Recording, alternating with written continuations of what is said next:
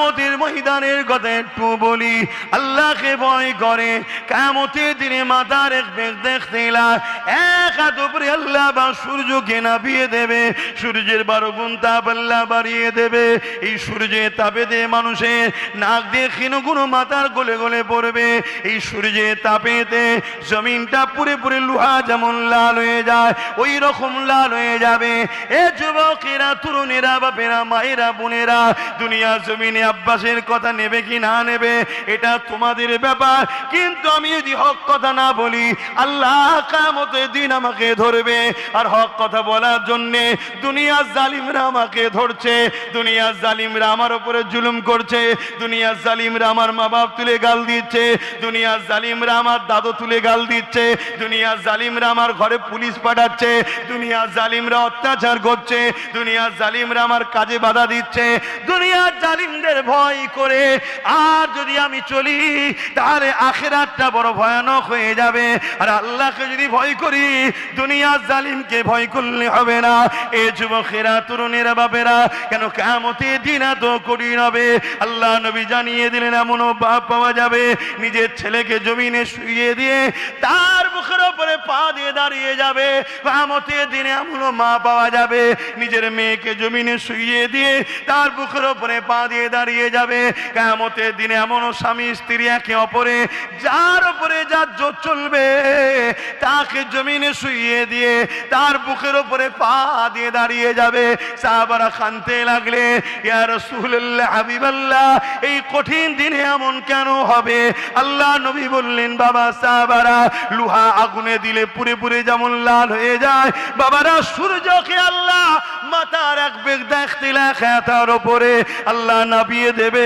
ওই সূর্যে তাপেতে জমিনটা পুরে লাল হয়ে যাবে। এ যুবক রে, আল্লাহকে ভয় করো। এ যুবক, দিনের যদি ক্ষতি করতে না পারো দিনের গাদ্দারদেরকে শক্তিশালী করো নি গো। আল্লাহ দুহাই দে বলে যাচ্ছি, আমি মুনাফিক নয়, আমি গাদ্দার নয়, এই দিনের জন্য জান মাল কুরবান করার জন্য কথা বলছি। কোথায় না কোথায়, কোথায় না কোথায় ঘুরে বেড়ায়, না আমার আগে কোনো গাড়ি থাকে না আমার পিছনে কোনো গাড়ি থাকে। এত কথা বলার কি দরকার রয়েছে? উদ্দেশ্য একটা, কিয়ামতের এই কঠিন দিনে জানো আল্লাহ পাক আমাকে আরশে আজিমের ছায়াটা দিয়ে দেয়। এই জন্য বলছি, কিয়ামতের কঠিন দিনে জানো রাসূলুল্লাহ শাফাআতটা পেয়ে যায়। কিয়ামতের কঠিন দিনে জানো দিনের প্রচারক হিসাবে আল্লাহ যেন আমাকে মাফ করে জান্নাত দেয়। তাই তোমাদেরকেও বলি যুবক, আল্লাহ তোমাকে যৌবন দিয়েছে, আল্লাহ তোমাকে তাকত দিয়েছে, আল্লাহ তোমাকে হাত দিয়েছে। এই হাত দিয়ে আল্লাহ দিনের দুশমনদের ঝান্ডা ধরবে না। এই হাত দিয়ে আল্লাহর ঘর যারা ভাঙতে চায় এদের ঝান্ডা ধরবে না। আল্লাহ পাক তোমায় হাত দিয়েছে, এই হাত দিয়ে তোমরা শক্তিশালী হও, ঐক্যবদ্ধ হও। আল্লাহর ঘরকে যারা ভাঙতে আসবে তাদেরকে তোমরা এই হাত দিয়ে ইনশাআল্লাহ রুখে দেবে। আরো জোরে বলুন সুবহান। এ যুবকেরা, তরুণেরা, ওই কিয়ামতের দিনেতে এমনও মা পাওয়া যাবে নিজের ছেলেকে বুকের উপরে পা দিয়ে দাঁড়িয়ে যাবে, জমিনটা পুরে পুরে লাল হয়ে যাবে। এই কঠিন দিনে কি হবে উপায়? এই কঠিন দিনে কি হবে দশা? এ জালিম, এ অত্যাচারী, দূরে কাছে যেখানে সোশ্যাল মিডিয়ায় পরিবর্তন হয়ে যাও, অন্যায় করো না, অন্যায়কারীদের সঙ্গে সাথ দিও না। ওই কিয়ামতের দিনে আল্লাহ পাক কোরআনকে সুন্দর করে সাজিয়ে দেবে। ওই কোরআন আল্লাহ পাকের আরশে আজিমের নিচে কুদরতি ক্ষমতাতে আর এমন করে ঘোরাঘুরি করতে থাকবে। ওই সময় কোরআনকে আল্লাহ বলতে লাগবে, আমার পাক কালামুল্লাহ রে, কি চাও তুমি আজকে বলো, তুমি আমার কথা আমার কাছে কি চাও বলো।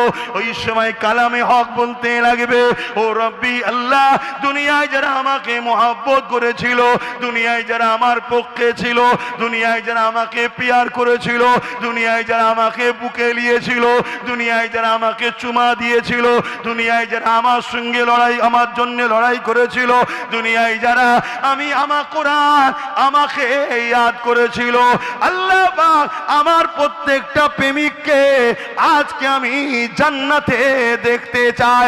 আল্লাহ নবী জানিয়ে দিলেন ওই কিয়ামতের কঠিন দিনে কোরআনের শাফাতের ওসিলা করে আল্লাহ যারা কোরআনের পক্ষে থাকবে, কোরআনকে পিয়ার করবে, কোরআনকে ভালোবাসবে, কোরআনের পক্ষে দাঁড়িয়ে লড়াই করবে, কোরআনের সঙ্গে থাকবে, কোরআনকে সাপোর্ট করে চলবে, কোরআনকে দিলে জায়গা দেবে, কোরআনকে চুমা দেবে, কোরআনকে বুকে নেবে, কোরআনকে মাথায় তুলবে, এক কথায় কোরআনের পক্ষপাতিত্ব যারা করবে, ওই কিয়ামতের দিনে আল্লাহ নবী জানালেন আমার আল্লাহ তাদেরকেই জান্নাতি করে দেবে। আরো চিৎকার দেবো সুবহানাল্লাহ, আরো জোরে বলুন সুবহানাল্লাহ। নারী দিবে, নারী দিবে। আল্লাহ নবী সাহাবী হযরত আবু বকর সিদ্দিক রাদিয়াল্লাহু তাআলা আনকে আল্লাহ নবী দুনিয়া থেকে জান্নাতের সার্টিফিকেট দিয়ে দিলেন, আর হযরতে আবু বকর সিদ্দিককে আল্লাহ নবী জান্নাতের সার্টিফিকেট দিল। রাইসুল মুনাফিক আব্দুল্লাহ ইবনে উবাই দুনিয়া থেকে জাহান্নামের ঘোষণা পেয়ে গেল। এ যুবকেরা, তরুণেরা, বাপেরা, দুজনেরই তো দাড়ি রয়েছে, দুজনেরই তো টুপি রয়েছে, দুজনেরই মাথায় টাকরি রয়েছে, দুজনাই মুসলমান, দুজনাই নবীর হাতে হাত দিয়েছে, দুজনাই নবীর পিছনে নামাজ পড়েছে, দুজনাই রোজা রেখেছে, দুজনাই হজ করেছে। মন দিয়ে শোনো, দুজনাই আজকে মৌলানা আছে, দুজনা আজকে মুফতি রয়েছে, আজকেও দুই ধরনের নামাজ আছে, আজকেরও দুই ধরনের মুসলমান রয়েছে। ওই জন্য ইতিহাসটাই তারিখটা শুনে রেখে দাও। ওই সময় আবু বকর সিদ্দিক তিনি ঘোষণা পেয়ে গেলেন জান্নাতি, আর মন করে আব্দুল্লাহ ইবনে উবাই তিনি ঘোষণা পেয়ে গেলেন জাহান্নামী। এর কারণটা কি? হযরত আবু বকর সিদ্দিককে বলেছে, এ আবু বকর সিদ্দিক এর কারণটা কি?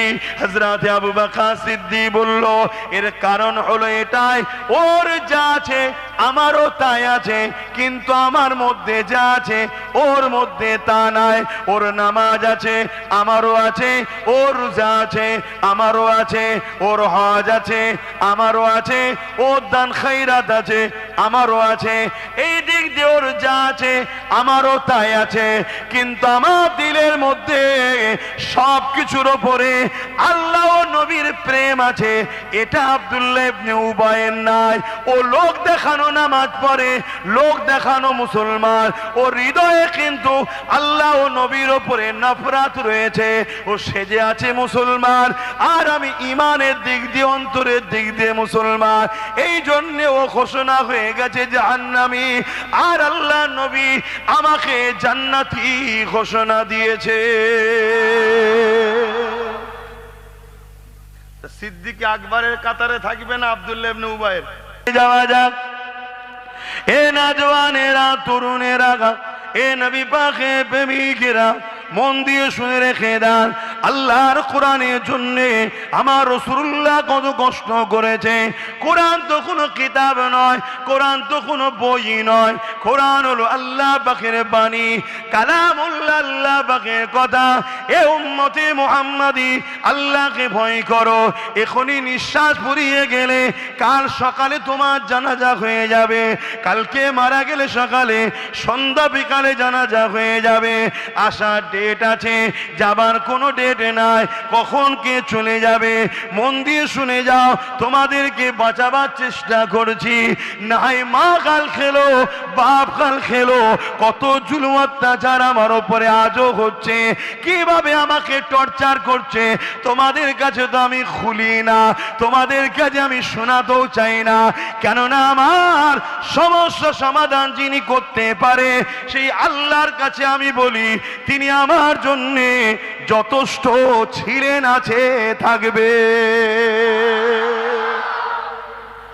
তোমাদেরকে বলি না আমার উপরে কি হয়, কিন্তু আমি ঘুরে বেড়াই, দেখেছো কেন? আমি জানি যিনি আমায় তৈরি করেছে তিনি আমার জন্য যথেষ্ট, কারো প্রয়োজন নেই।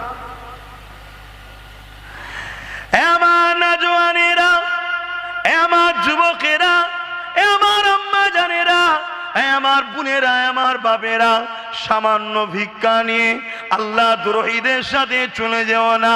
সামান্য ভিক্ষা নিয়ে ইসলামের দুশ্মনদের সাথে চলে যাও না। মন দিয়ে শুনে রেখে দাও, আমার রাসূলুল্লাহ কত কষ্ট করে আল্লাহর বাণীকে মানুষের কাছে পৌঁছেছে। আমার রাসূলুল্লাহ কত কষ্ট করেছে। এমনও দিন গেছে আমার রাসূলুল্লাহর উপরে মক্কা জালিমরা পাথর পর্যন্ত নিক্ষেপ করেছে। এমনও দিন গেছে আমার রাসূলুল্লাহ রাস্তাতে কাঁটা বিছিয়েছে। এমনও দিন গেছে আল্লাহ নবী নূর নবীকে জানে মেরে দিবার প্ল্যান হয়েছে। নবী আমার পাহাড়ে চলে গেছে। এমনও দিন গেছে আল্লাহ নবী সিজদায় পড়ে রয়েছে। মক্কার অত্যাচারী জালিম শাসকরা তারা তাদের লোকদের দিয়ে আমার নবী পাকের পিঠের উপরে পচা দুম্বার ভুঁড়ি চাপিয়ে দিয়েছে। আল্লাহ নবী নিঃশ্বাস নিতে পারে না। নবী আমার বড় কষ্ট করে সিজদায় পড়ে গিয়ে সুবহান রাব্বিল আলা তাসবিহ পড়তে লেগেছে।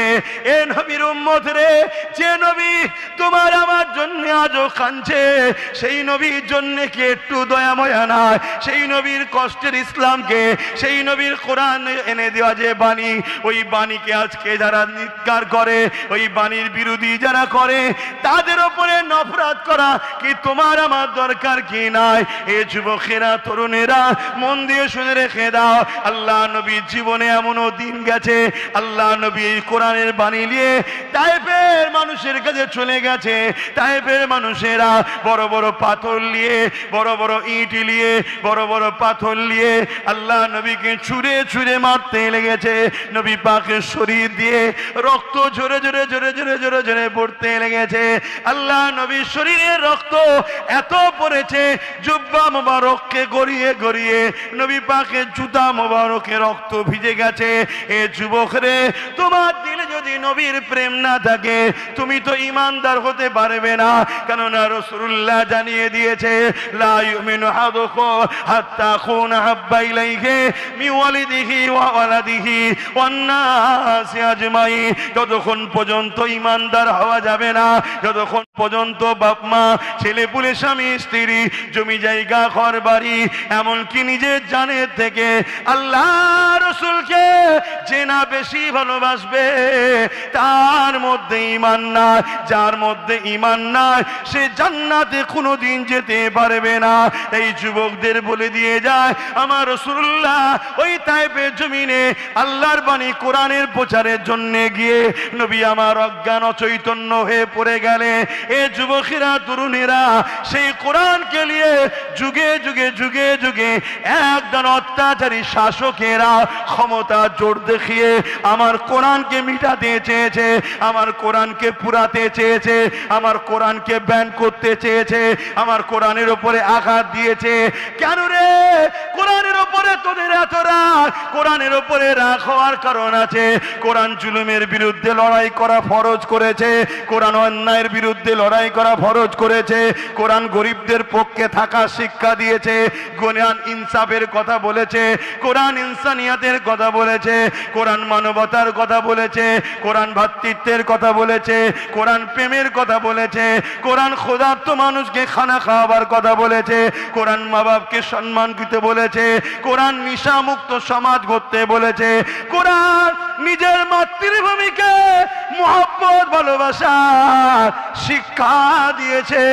এই সমাজে যারা চরিত্রহীন আছে তারা কোরআনের বিরুদ্ধে, সমাজে যারা মানুষকে লোটে তারা কোরআনের বিরুদ্ধে, সমাজে যারা অন্যায় সন্ত্রাসী করে তারা কোরআনের বিরুদ্ধে।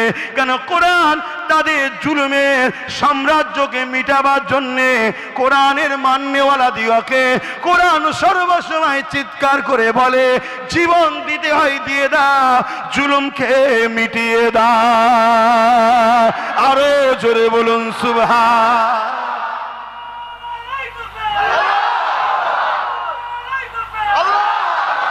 আর খাবার নয় বাপেরা, নওজওয়ানেরা, আর একবার বলি, মন দিয়ে শোনেন, এ নওজওয়ানেরা, তরুণেরা, কাল কিয়ামতের ময়দানের কথা একটু বলি। আল্লাহকে ভয় করে কিয়ামতের দিনে মাথার এক বেগ দেখতে এক হাত উপরে আল্লাহ বা সূর্যকে নামিয়ে দেবে, সূর্যের 12 গুণ তাপ আল্লাহ বাড়িয়ে দেবে। এই সূর্যের তাপেতে মানুষের নাক দিয়ে ক্ষীণগুণ মাথার গলে গলে পড়বে। এই সূর্যের তাপেতে জমিনটা পুরে পুরে লোহা যেমন লাল হয়ে যায় ওই রকম লাল হয়ে যাবে। এ যুবকেরা, তরুণেরা, বাপেরা, মায়েরা, বোনেরা, দুনিয়া জমিনে আব্বাসের কথা নেবে কি না নেবে এটা তোমাদের ব্যাপার, কিন্তু আমি যদি হক কথা না বলি আল্লাহ কিয়ামতের দিন আমাকে ধরবে। আর হক কথা বলার জন্যে দুনিয়ার জালিমরা আমাকে ধরছে, দুনিয়ার জালিমরা আমার উপরে জুলুম করছে, দুনিয়ার জালিমরা আমার মা বাপ তুলে গাল দিচ্ছে, দুনিয়ার জালিমরা আমার দাদু তুলে গাল দিচ্ছে, দুনিয়ার জালিমরা আমার ঘরে পুলিশ পাঠাচ্ছে, দুনিয়ার জালিমরা অত্যাচার করছে, দুনিয়ার জালিমরা আমার কাজে বাধা দিচ্ছে। দুনিয়ার জালিমদের ভয় করে আর যদি আমি চলি তাহলে আখিরাতটা বড় ভয়ানক হয়ে যাবে। আর আল্লাহকে যদি ভয় করি দুনিয়ার জালিমকে ভয় করলে হবে না। এ যুবকেরা, তরুণেরা, বাপেরা, কেন কিয়ামতের দিন এত কঠিন হবে। আল্লাহ নবী জানিয়ে দিলেন এমনও বাপ পাওয়া যাবে নিজের ছেলেকে জমিনে শুইয়ে দিয়ে তার মুখের উপরে পা দিয়ে দাঁড়িয়ে যাবে। কিয়ামতের দিনে এমনও মা পাওয়া যাবে নিজের মেয়েকে জমিনে শুইয়ে দিয়ে তার বুকের উপরে পা দিয়ে দাঁড়িয়ে যাবে। কিয়ামতের দিনে এমনও স্বামী স্ত্রী একে অপরে যার উপরে যার জোর চলবে তাকে জমিনে শুইয়ে দিয়ে তার বুকের উপরে পা দিয়ে দাঁড়িয়ে যাবে। সাহাবারা কাঁদতে লাগলে, ইয়া রাসূলুল্লাহ, হাবিবাল্লাহ, এই কঠিন দিনে এমন কেন হবে? আল্লাহ নবী বললেন, বাবা সাহাবারা, লোহা আগুনে দিলে পুরে পুরে যেমন লাল হয়ে যায়, বাবারা সূর্যকে আল্লাহ মাথার এক বেগ দেখতে তার উপরে আল্লাহ নামিয়ে দেবে। ওই সূর্যের তাপেতে জমিনটা পুরে লাল হয়ে যাবে। এ যুবক রে, আল্লাহকে ভয় করো। এ যুবক, দিনের যদি ক্ষতি করতে না পারো দিনের গাদ্দারদেরকে শক্তিশালী করো নি গো। আল্লাহ দুহাই দে বলে যাচ্ছি, আমি মুনাফিক নয়, আমি গাদ্দার নয়, এই দিনের জন্য জান মাল কুরবান করার জন্য কথা বলছি। কোথায় না কোথায়, কোথায় না কোথায় ঘুরে বেড়ায়, না আমার আগে কোনো গাড়ি থাকে না আমার পিছনে কোনো গাড়ি থাকে। এত কথা বলার কি দরকার রয়েছে? উদ্দেশ্য একটা, কিয়ামতের এই কঠিন দিনে জানো আল্লাহ পাক আমাকে আরশে আজিমের ছায়াটা দিয়ে দেয়। এই জন্য বলছি, কিয়ামতের কঠিন দিনে জানো রাসূলুল্লাহ শাফাআতটা পেয়ে যায়। কিয়ামতের কঠিন দিনে জানো দিনের প্রচারক হিসাবে আল্লাহ যেন আমাকে মাফ করে জান্নাত দেয়। তাই তোমাদেরকেও বলি যুবক, আল্লাহ তোমাকে যৌবন দিয়েছে, আল্লাহ তোমাকে তাকত দিয়েছে, আল্লাহ তোমাকে হাত দিয়েছে। এই হাত দিয়ে আল্লাহ দিনের দুশমনদের ঝান্ডা ধরবে না। এই হাত দিয়ে আল্লাহর ঘর যারা ভাঙতে চায় এদের ঝান্ডা ধরবে না। আল্লাহ পাক তোমায় হাত দিয়েছে, এই হাত দিয়ে তোমরা শক্তিশালী হও, ঐক্যবদ্ধ হও। আল্লাহর ঘরকে যারা ভাঙতে আসবে তাদেরকে তোমরা এই হাত দিয়ে ইনশাআল্লাহ রুকে দেবে। আরো জোরে বলুন সুবহান। এ যুবকেরা, তরুণেরা, ওই কিয়ামতের দিনেতে এমনও মা পাওয়া যাবে নিজের ছেলেকে বুকের উপরে পা দিয়ে দাঁড়িয়ে যাবে, জমিনটা পুরে পুরে লাল হয়ে যাবে। এই কঠিন দিনে কি হবে উপায়? এই কঠিন দিনে কি হবে দশা? এ জালিম, এ অত্যাচারী, দূরে কাছে যে যেখানে সোশ্যাল মিডিয়ায় পরিবর্তন হয়ে যাও, অন্যায় করো না, অন্যায়কারীদের সঙ্গে সাথ দিও না। ওই কিয়ামতের দিনে আল্লাহ পাক কোরআনকে সুন্দর করে সাজিয়ে দেবে। ওই কোরআন আল্লাহ পাকের আরশে আজিমের নিচে কুদরতি ক্ষমতাতে আর এমন করে ঘোরাঘুরি করতে থাকবে। ওই সময় কোরআনকে আল্লাহ বলতে লাগবে, আমার পাক কালামুল্লাহ রে, কি চাও তুমি আজকে বলো, তুমি আমার কথা আমার কাছে কি চাও বলো। ওই সময় কালামে হক বলতে লাগবে, ও রব্বি আল্লাহ, দুনিয়ায় যারা আমাকে মহব্বত করেছিল, দুনিয়ায় যারা আমার পক্ষে ছিল, দুনিয়ায় যারা আমাকে পিয়ার করেছিল, দুনিয়ায় যারা আমাকে বুকে নিয়েছিল, দুনিয়ায় যারা আমাকে চুমা দিয়েছিল, দুনিয়ায় যারা আমার সঙ্গে লড়াই, আমার জন্য লড়াই করেছিল, দুনিয়ায় যারা আমার কোরআন আমাকে ইয়াদ করেছিল, আল্লাহ পাক আমার প্রত্যেকটা প্রেমিককে আজকে আমি জান্নাতে দেখতে চাই। আল্লাহ নবী জানিয়ে দিলেন ওই কিয়ামতের কঠিন দিনে কোরআনের শাফাতের ওসিলা করে আল্লাহ যারা কোরআনের পক্ষে থাকবে, কোরআনকে পিয়ার করবে, কোরআনকে ভালোবাসবে, কোরআনের পক্ষে দাঁড়িয়ে লড়াই করবে, কোরআনের সঙ্গে থাকবে, কোরআনকে সাপোর্ট করে চলবে, কোরআনকে দিলে জায়গা দেবে, কোরআনকে চুমা দেবে, কোরআনকে বুকে নেবে, কোরআনকে মাথায় তুলবে, এক কথায় কোরআনের পক্ষপাতিত্ব যারা করবে, ওই কিয়ামতের দিনে আল্লাহ নবী জানালেন আমার আল্লাহ তাদেরকেই জান্নাতি করে দেবে। আরো চিৎকার দেবন সুবহানাল্লাহ, আরো জোরে বলুন সুবহানাল্লাহ। নারী দিবে, নারী দিবে। সেই কোরআন সারা দুনিয়া জুড়ে বেউজ্জতি হতে হতে হতে হতে হতে হতে আজ আমার বাংলায় এসে উজ্জতি হচ্ছে। বলেছে না বলেনি? কোরআন শেষ হয়ে যাবে, কিন্তু যে বলছে ও শেষ হবে না, হবে না। তোমরা হাজারো চেষ্টা করে ওকে রাখতে পারবে না, আমার আল্লাহকে শেষ করে দেবে। আর ওর পক্ষে যারা থাকবে আল্লাহ তাদেরকেও শেষ করবে। এটাই তো পরীক্ষা, এটাই তো পরীক্ষা। আমি একটা কথা জিজ্ঞেস করছি ভাই, খুব ভালো করে বুঝবেন। আচ্ছা, গুড় থাকলে কি আছে? পিঁপড়ে থাকলে? টিকটিকি হোক, ব্যাং হোক, মাছি হোক, তাই তো। তারপর আস্তে আস্তে কি আসবে? সাপ আসবে। আপনি নিজে নিজে বুঝবেন কি করে আপনার মধ্যে ঈমান আছে না নাই? বলবো, এটা জানা দরকার আছে না নাই? হ্যাঁ। আল্লাহ নবী বললেন যখন কোনো মানুষ অন্যায় করবে, যদি তাকে ধরিয়ে দেওয়া হয় তুমি এটা অন্যায় করছো, আর সে যদি তখন অনুতপ্ত হয় যে হ্যাঁ ভাই এটা ভুল, তার মধ্যে ঈমান আছে, বলুন সুবহানাল্লাহ। আর শোনার পরে সে যদি বলে আরে রাখতেছ কথা, আল্লাহ রসুল বলছে তার মধ্যে ঈমান নাই। শুনলেন? এবার নিজে নিজে অনুতপ্ত করুন। যে আমি বললাম ভাই তোমরা এই যে প্যান্ট শার্ট পরছো, দাড়ি চাচ্ছো, নামাজ কাজা করছো, এটা অন্যায়।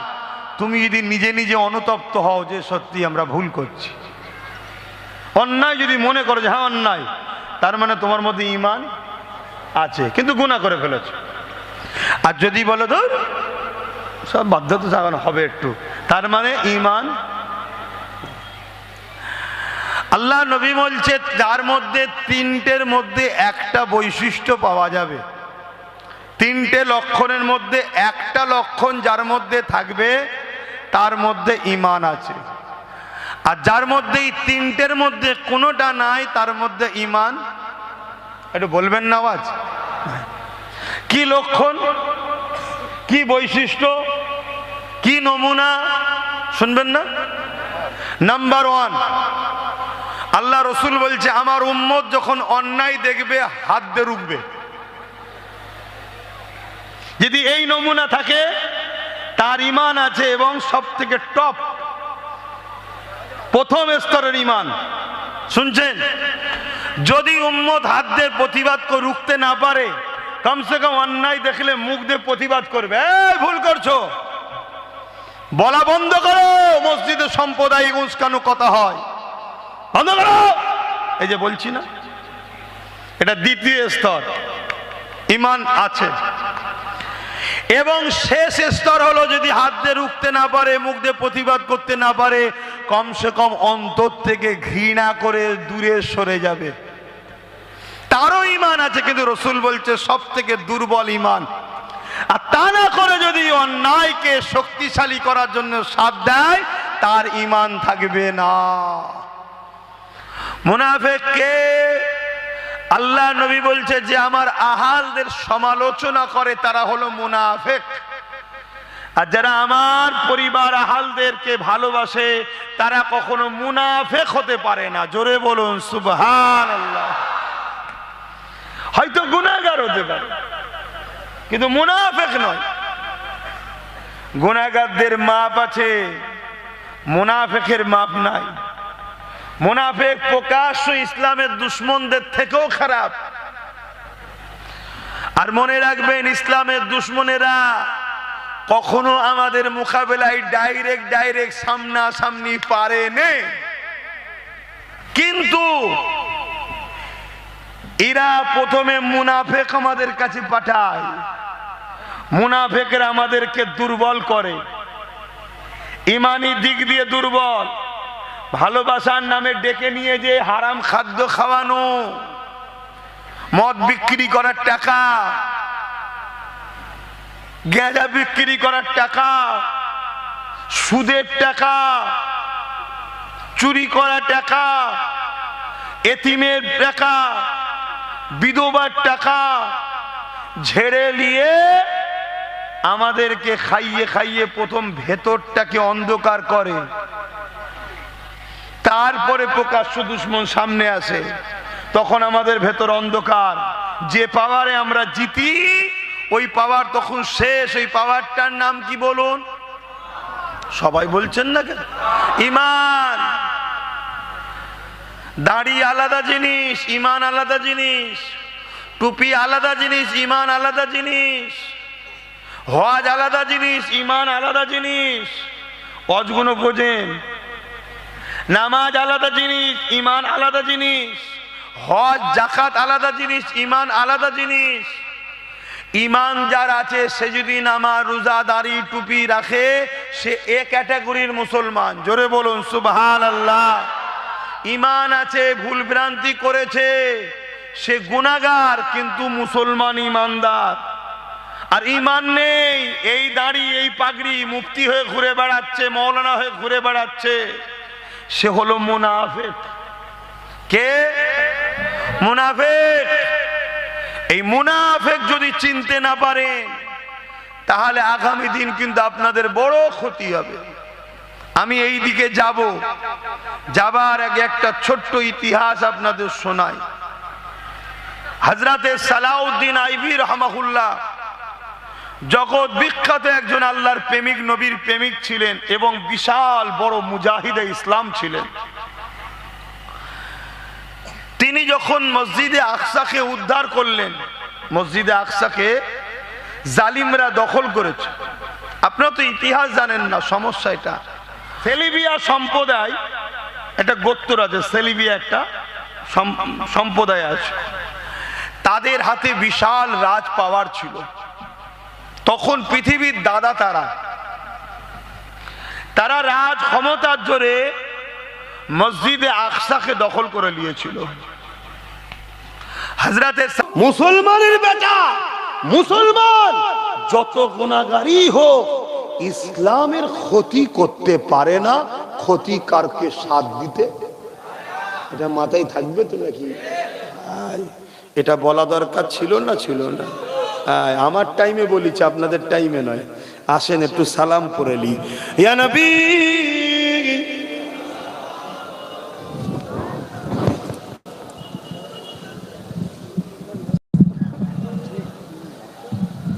ওটা থাক। কি গো, মন খারাপ হয়ে গেল নাকি? সালাম জোরে জোরে পড়বেন। ইয়া নবী সালাম, ইয়া রাসূল সালাম, ইয়া হাবিব সালাম, সালাওয়াতুল্লাহ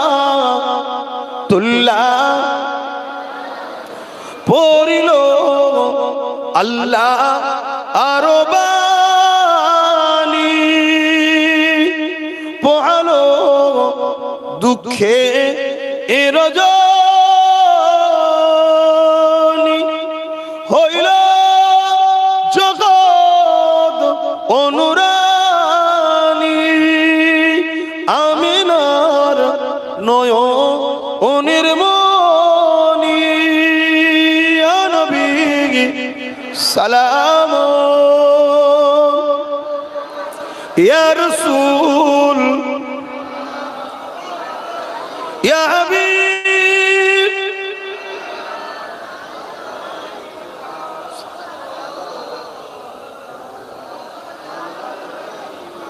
কঠিন হাসরের দিনে কি আছে মোদের কপালে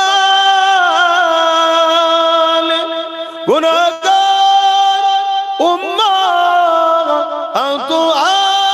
আপনার লইবেন সঙ্গে মাহশরে নবী সালাম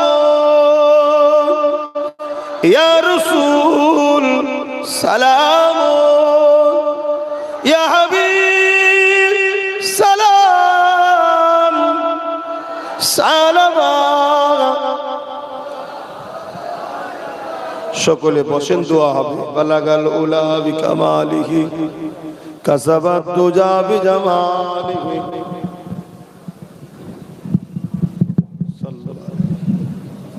বিসমিল্লাহ শরীফের সঙ্গে 11 বার দরুদ শরীফ সূরা ফাতিহা শরীফ। আর এই মাহফিলটা হয় 80 কষ্ট নিলেন নাকি না? আজকের এই কথাগুলো রাগ করলেন? আচ্ছা বলুন, এটা আপনাদের জন্য ভালো কথা বলিনি? আমার মতো তো আমার ভাইও এসে জলসা করতে পারতো। ও যে রাস্তায় গেছে ও রাস্তাটা কি রিক্সের না? রিক্সের না, আমার মতো জলসা করতে পারতো তো।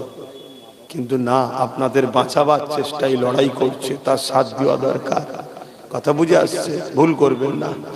তো যাই হোক, পকেটে হাত দেন, ছেলেরা যাচ্ছে, যার যা খুশি একটু শরীক হন, যার যা খুশি একটু শরীক হন, পকেটে হাত দেন, যার যা খুশি একটু শরীক হন।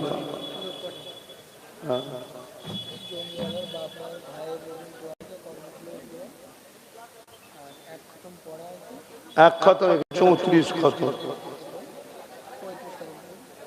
বাড়ির মহিলারা 5000 কলেমা শরীফ। জমিওয়ালার জন্য দোয়া।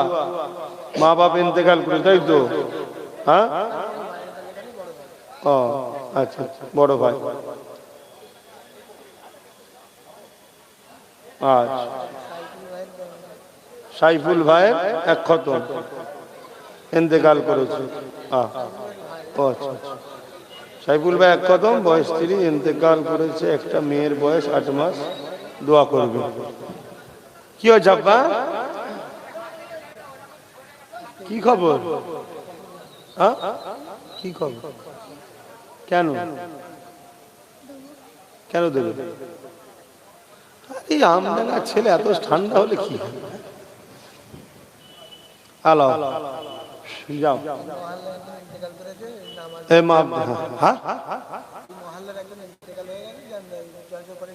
ও হা, ইন্না লিল্লাহি ওয়া ইন্না ইলাইহি। এই মাহফিলে এক মহল্লার ইন্তেকাল হয়েছে আজকে। দেখো, এই তো জিন্দেগি। একটু বুঝে বুঝে কাজ করে, এই তো জিন্দেগি। চলে যেতে হবে, ভুল করুনি। দাও, যার যা খুশি দাও। মাহফিলের বাদ জানাজা হবে, সকলে চেষ্টা করবেন শরীক হওয়ার। আসেন তওবা পড়ি। বিসমিল্লাহির রহমানির রহিম। বিসমিল্লাহির রহমানির রহিম। রেডি করে কই দিন। বিসমিল্লাহির রহমানির রহিম। আল্লাহ তাআলা আমি জানা অজানা, ইচ্ছা ও ইচ্ছা সকল গুনাহ হইতে তওবা করিতেছি। আস্তাগফিরুল্লাহ রাব্বি মিন কুল্লি যামবিন ওয়া আতুবু ইলাইহি। আশহাদু আল্লা ইলাহা ইল্লাল্লাহু ওয়াহদাহু লা শারীকা লাহু ওয়া আশহাদু আন্না মুহাম্মাদান আবদুহু ওয়া রাসূলুহু। লা ইলাহা ইল্লাল্লাহ মুহাম্মাদুর রাসূলুল্লাহ সাল্লাল্লাহু আলাইহি ওয়াসাল্লাম। 5 ওয়াক্ত নামাজ পড়বেন, একবার রোজা রাখবেন, বাপ মার খেদমত করবেন, হালাল খাবেন, হারাম থেকে দূরে থাকবেন, লোভ লালসা করবেন না, মালদাররা যাকাত দেবেন, হজ করবেন, দেশটাকে ভালোবাসুন। শেষ কথা, রাজ্য সরকার দেখছে ফুরফুরাওয়ালারা প্রায় অন্যায়ের বিরুদ্ধে লড়াই করে। বিগত সরকার যখন ভুল করেছিল, মাদ্রাসায় জঙ্গি তৈরি হয় বলার জন্য কেউ না কেউ প্রতিবাদ করেছে না করেছে? আজকেও যখন ভুল করছে কেউ না কেউ প্রতিবাদ করছে না করেনি? তো সরকার দেখছে যে ফুরফুরা সিলসিলাটাকে শেষ করতে হবে, এদের ভক্ত মুরিদগুলোকে মিটিয়ে ফেলতে হবে, এদের ভক্ত মুরিদগুলোকে ফুরফুরা থেকে টেনে অন্য জায়গায় নিয়ে যেতে হবে। কেন? ফুরফুরা ওয়ালারাই দেখছি অন্যায় হলেই বিরোধী করে। অতএব এমন জায়গায় নিয়ে যাও মুরিদ শুধু চুপচাপ থাকবে, মুরিদকে কখনো অন্যায়ের বিরুদ্ধে শিখাবে না, তাদের সঙ্গে জুড়ে দাও। বাংলার মানুষ, দাদা হুজুর ছেড়ে দেবে? আওয়াজ দিয়ে বলুন, ছেড়ে দেবে? 72টা ফেরকা হবে, 73টা দল হবে, 72টা ফেরকা জাহান্নামী। দুনিয়ার শাসকের চক্রান্ত থেকে একটু সাবধান হও। এই শাসক চক্রান্ত করছে, এমন দলে ঢুকিয়ে দাও যারা ওয়াকাবের বিরুদ্ধে কথা বলবে না, এমন সঙ্গে মিশিয়ে দাও যারা দুর্নীতির বিরুদ্ধে কথা বলবে না, যারা মসজিদ মাদ্রাসা শেষ হয়ে গেলেও কোনো কথা বলবে না, আমাদের অত্যাচারের বিরুদ্ধে কোনো কথা বলবে না। ফুরফুরাকে মিটিয়ে দাও। কেন ফুরফুরা? বাংলার বুকে অন্যায় হলে দাদা পীরের কোনো না কোনো আওলাদ ঝাঁপিয়ে পড়ে, এটা ইতিহাস আমাদের। কেন নাই? যেমন করার নাম ইসলাম, অন্যায়কে মিটাবার নামও ইসলাম। জোরে বলুন সুবহানাল্লাহ। তাই আমি বলতে চাইছি, আমাকে যদি অপছন্দ হয় আলাদা কথা, দাদা হুজুর ছেড়ে দেবেন? দাদা হুজুর হলেন পূর্ব ভারতের আহলে সুন্নাত ওয়াল জামাতের ইমাম। একটা দল জান্নাতে যাবে, দুটো নয়। কথা শুনছেন তো নাকি? সিলসিলাকে মিটাতে চাইছে সরকার, একটু বুঝে বুঝে কাজ করো। দরদিরা অনেক কিছু বলবে, খোঁজ খবর আমাদের কাছেও থাকে, আমরাও জানি পিছন থেকে কি হচ্ছে না হচ্ছে। জোর করে সিলসিলার ইমামগুলোকে পর্যন্ত জোর করে চাপ দেওয়া হচ্ছে, ঘর থেকে বেরো, এখানে যেতে হবে, নাই মসজিদ থাকতে দেবো না। আর নেতা যখন চাপ দেয়, সাধারণ ইমাম সাহেব কি করবে ভাই? কথা মাথায় ঢুকছে না? ঢোকে না? এরকম পরিকল্পনা চলছে। আল্লাহ আমাদেরকে হেফাজত করেন। এই তাবারুক আছে নাকি? হ্যাঁ, আমার জলসায় তাবারুক না করাই ভালো। ওইকে তাবারুক ছিল বলে প্রায় 40 মিনিট লেট হয়ে গেল আমার। তাবারুক দিদি, এত লোক হয়েছে, তাবারুক দিদি 40 মিনিট। এখানে যদি এত লোকগুলোকে তাবারুক দিয়ে আরো আধ ঘন্টা লেগে যেত। কি হলো? আচ্ছা, নিয়ত করো না। আমার মাইকলা নতুন সেট চুরি করেছে, তাই তো? হ্যাঁ, নলেজ সিটিতে দাতা হয়ে যাবি একটা। অসুবিধা হলো তো দোয়া করবো তো, বছরে 1000 টাকা দিতে পারবে না নলেজ সিটিতে? কোথায় গেলি মাইকলা? বছরে 1000 টাকা দিতে পারবি নলেজ সিটিতে? হ্যাঁ, তোর মাইক সেটের নাম এটা বই করে নিবি, তবে তো বরকত হবে রে। শুধু একা নিবি আর আমি দোয়া করে যাব? এ কি লাইন? ভাইগুলো বলবে, ই আমার ভাইজান আমার কি বলছে? না, আমি তো আমার জন্য চাইনি, আমি চাইছি আই গরিবের ছেলে পড়ছে। তোমরাও এতিম গরিব ছেলে থাকলে যোগাযোগ করো। আমাদের আলা রয়েছে তোমাদের গ্রামের, অফিস ইনচার্জ, ওকে জিজ্ঞেস করবে পার্সোনাল ডেকে, হ্যাঁ আব্বাস সিদ্দিকী টাকাগুলো খেয়ে ফেলছে নাকি বললি, জিজ্ঞেস করবে। ও তো খরচ করে নিজে হাতে, আমার সব কিছু ওর কাছে থাকে। হাসির কথা বলছি না, কোটি কোটি টাকার ওর কাছে থাকে। নলেজ সিটি সব ওর কাছে থাকে, ও তো সব হিসাব করে, সব ওর কাছে। যখন যা আসে দিয়ে চলে যায়। কখনো এত ব্যস্ত হয়ে যায় 15 দিন 20 দিন 1 মাস পরে হিসাবে বসি, সব ওর দায়িত্ব থাকে। জিজ্ঞেস করবে, তোমার তো গ্রামের ছেলে। তবে হ্যাঁ, বিশ্বাস করি ওকে, আর এইটুকু আশা রাখি ও বিশ্বাসের সাথেই কাজ করছে। এখন পর্যন্ত দেখেছি বিশ্বাসের সাথেই কাজ করছে। কেন অনেকবার, আরে সব হিসাবটা দিলে তো আমার কাছেও তারা মনে থাকবে, কিন্তু দেখেছি পাই টু পাই কাজ করছে। যাক, আল্লাহ এইভাবে মিল মহব্বত রাখুক। কিন্তু আপনাদের বলছি, এতিম বাচ্চা থাকলে পাঠাবেন, সম্পূর্ণ ফ্রি, তাকে থাকা খাওয়া শোয়া পড়াশোনা জামা কাপড় সব ফ্রি। কথা বুঝে আসছে না? না, হ্যাঁ। আর আপনারা বাচ্চাদের ঘরে 4 থেকে 8 ক্লাস চালু হয়েছে, ভর্তি করবেন, আসেন। আল্লাহুম্মা আমিন। আয় আল্লাহ, এই মাহফিলকে কবুল করেন। যে যা শরীক হলো দান করলো কবুল করেন আল্লাহ। আশা বসাকে কবুল করেন আল্লাহ। এসব মিলে সব দেন আমার নূর নবী দয়াল নবীদের সহখানা পৌঁছে। হুজুর আব্বা জান আম্মা জান পরিবার সাহাবা সাহাবিয়া 4 পিরানে পীর 4 ইমাম হুজুরদের উপরে সব পৌঁছে। আয় আল্লাহ আমাদের প্রত্যেকের বাপ মা দাদু দাদি নানা নানি শ্বশুর শাশুড়ি মাই মুরব্বী যারা চলে গেছে জান্নাতি করে দিন আল্লাহ। আমাদের সকলের পীর ও মুর্শিদ মুজাদ্দিদ জামানের রূপকে সওয়াব পৌঁছে দাদা হুজুরের 5 কলিজার টুকরা খলিফা হুজুরদের রুহের সওয়াব পৌঁছে দিন আল্লাহ। আমাদের প্রত্যেকের বাপ কুল মা কুল দাদু কুল দাদি কুল নানা নানি যারা বেঁচে আছে নেক হায়াত দারাজ করুন। বাপ মা স্বামী স্ত্রী ছেলে পুলে হাসি খুশিতে রাখে, অভাব অনটন দূর করে দিন আল্লাহ। আমার দাদা পীরের সিলসিলার মুরিদ মুরিদনি জান মাল ইমানের ইজ্জত হিফাজত করেন। তাম বিশ্বের মোমেন মুসলমানদের জান মাল ইমানের ইজ্জত হিফাজত করেন। প্যালেস্তাইন বাসী সহ সুদান সহ আল্লাহ তাম বিশ্বের মোমেন মুসলমান হিফাজত, ভারতের মোমেন মুসলমানদের জান মাল হিফাজত করেন আল্লাহ। আল্লাহ এই আমডাঙ্গার মোমেন মুসলমানদের উপর দয়া করুন। আমার বাংলার মোমেন মুসলমানদের উপর দয়া করেন, খাস করে ভাঙরের মোমেন মুসলমানদের উপর দয়া করেন আল্লাহ। আল্লাহ ভাঙরের মানুষের আরো মজবুত করে দিন আল্লাহ। জালিমদের অন্য কোন জায়গায় চোখ। আলাউদ্দিন আইবি রহমাতুল্লাহ আলাইহি তিনি 12,000 সৈন্য নিয়ে, সংখ্যাগুলো মনে রাখবেন, 12,000 সৈন্য মসজিদে আকসাকে উদ্ধার করার জন্য প্যালেস্তাইনের দিকে যাচ্ছে। জেরুজালেম প্যালেস্তাইন যাচ্ছে। ওই সময় কিছুটা দূরে, মসজিদে আকসা থেকে কিছুটা দূরে সালাউদ্দিন আইবি রহমাতুল্লাহ আলাইহি তিনি একটা তাবু করলেন, সৈন্যদের নিয়ে থাকলেন। রাত্রিরে একজন গুপ্তচর পাঠালেন, যাও তো গিয়ে একটু দেখে আসো মসজিদে আকসার চতুর্দিকে পরিস্থিতিটা কি। দরুদ শরীফ আল্লাহুম্মা সাল্লি আলা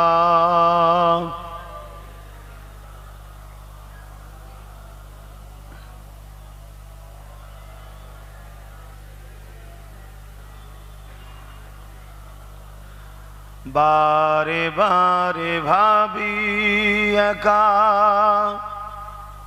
বসে নিরালাই রে, পাখি হলে উড়ে যেতাম সোনার মদিনায় রে, সোনার মদিনায় রে। বুলবুলিরা কোথা যাও, উড়ে যাও কোথায় রে, আমার সালাম পৌঁছে দিও নবীজি রোজায় রে, নবীজি রোজায় রে। বারে বারে ভাবি একা বসে নিরালাই রে, পাখি হলে উড়ে যেতাম সোনার মদিনায় রে, সোনার মদিনায় রে। আল্লাহুম্মা সাল্লি আলা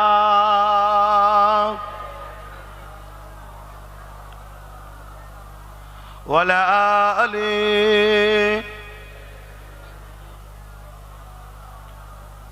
আমার আব্বা জানেরা, যে কথা বলছিলাম, হযরতে সালাউদ্দিন আইবি রহমাতুল্লাহ আলাইহি একটা গোপনে লোক পাঠালেন, যাও খোঁজ লাও।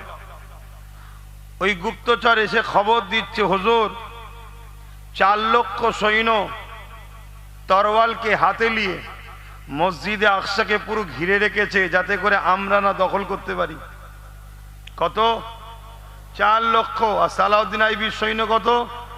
12,000।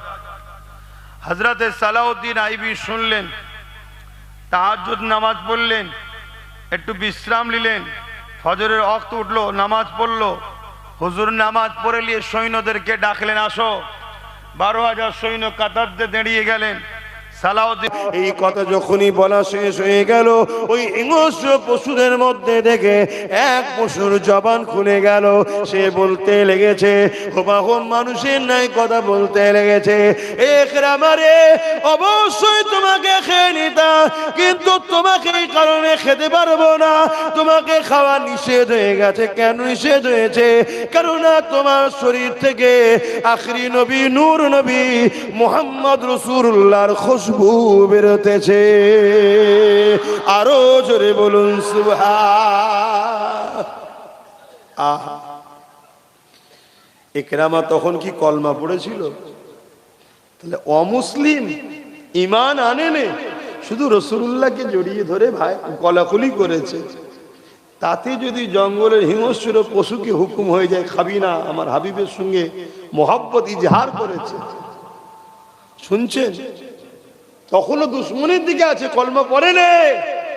আল্লাহ করে তোমার আমার মন্ত্রে কলমা আছে, যদি রসুলকে সিনায় রাখতে পারি, নবীকে যদি মোহাব্বত করতে পারি, আল্লাহ তো কিয়ামত দিন বলতে পারে জাহান্নাম এ পুলসরা পাপী কিন্তু আমার হাবিবকে মোহাব্বত করতো, ভালোবাসতো, যাকে পার করিয়ে দে। জোরে বলুন সুবহানাল্লাহ।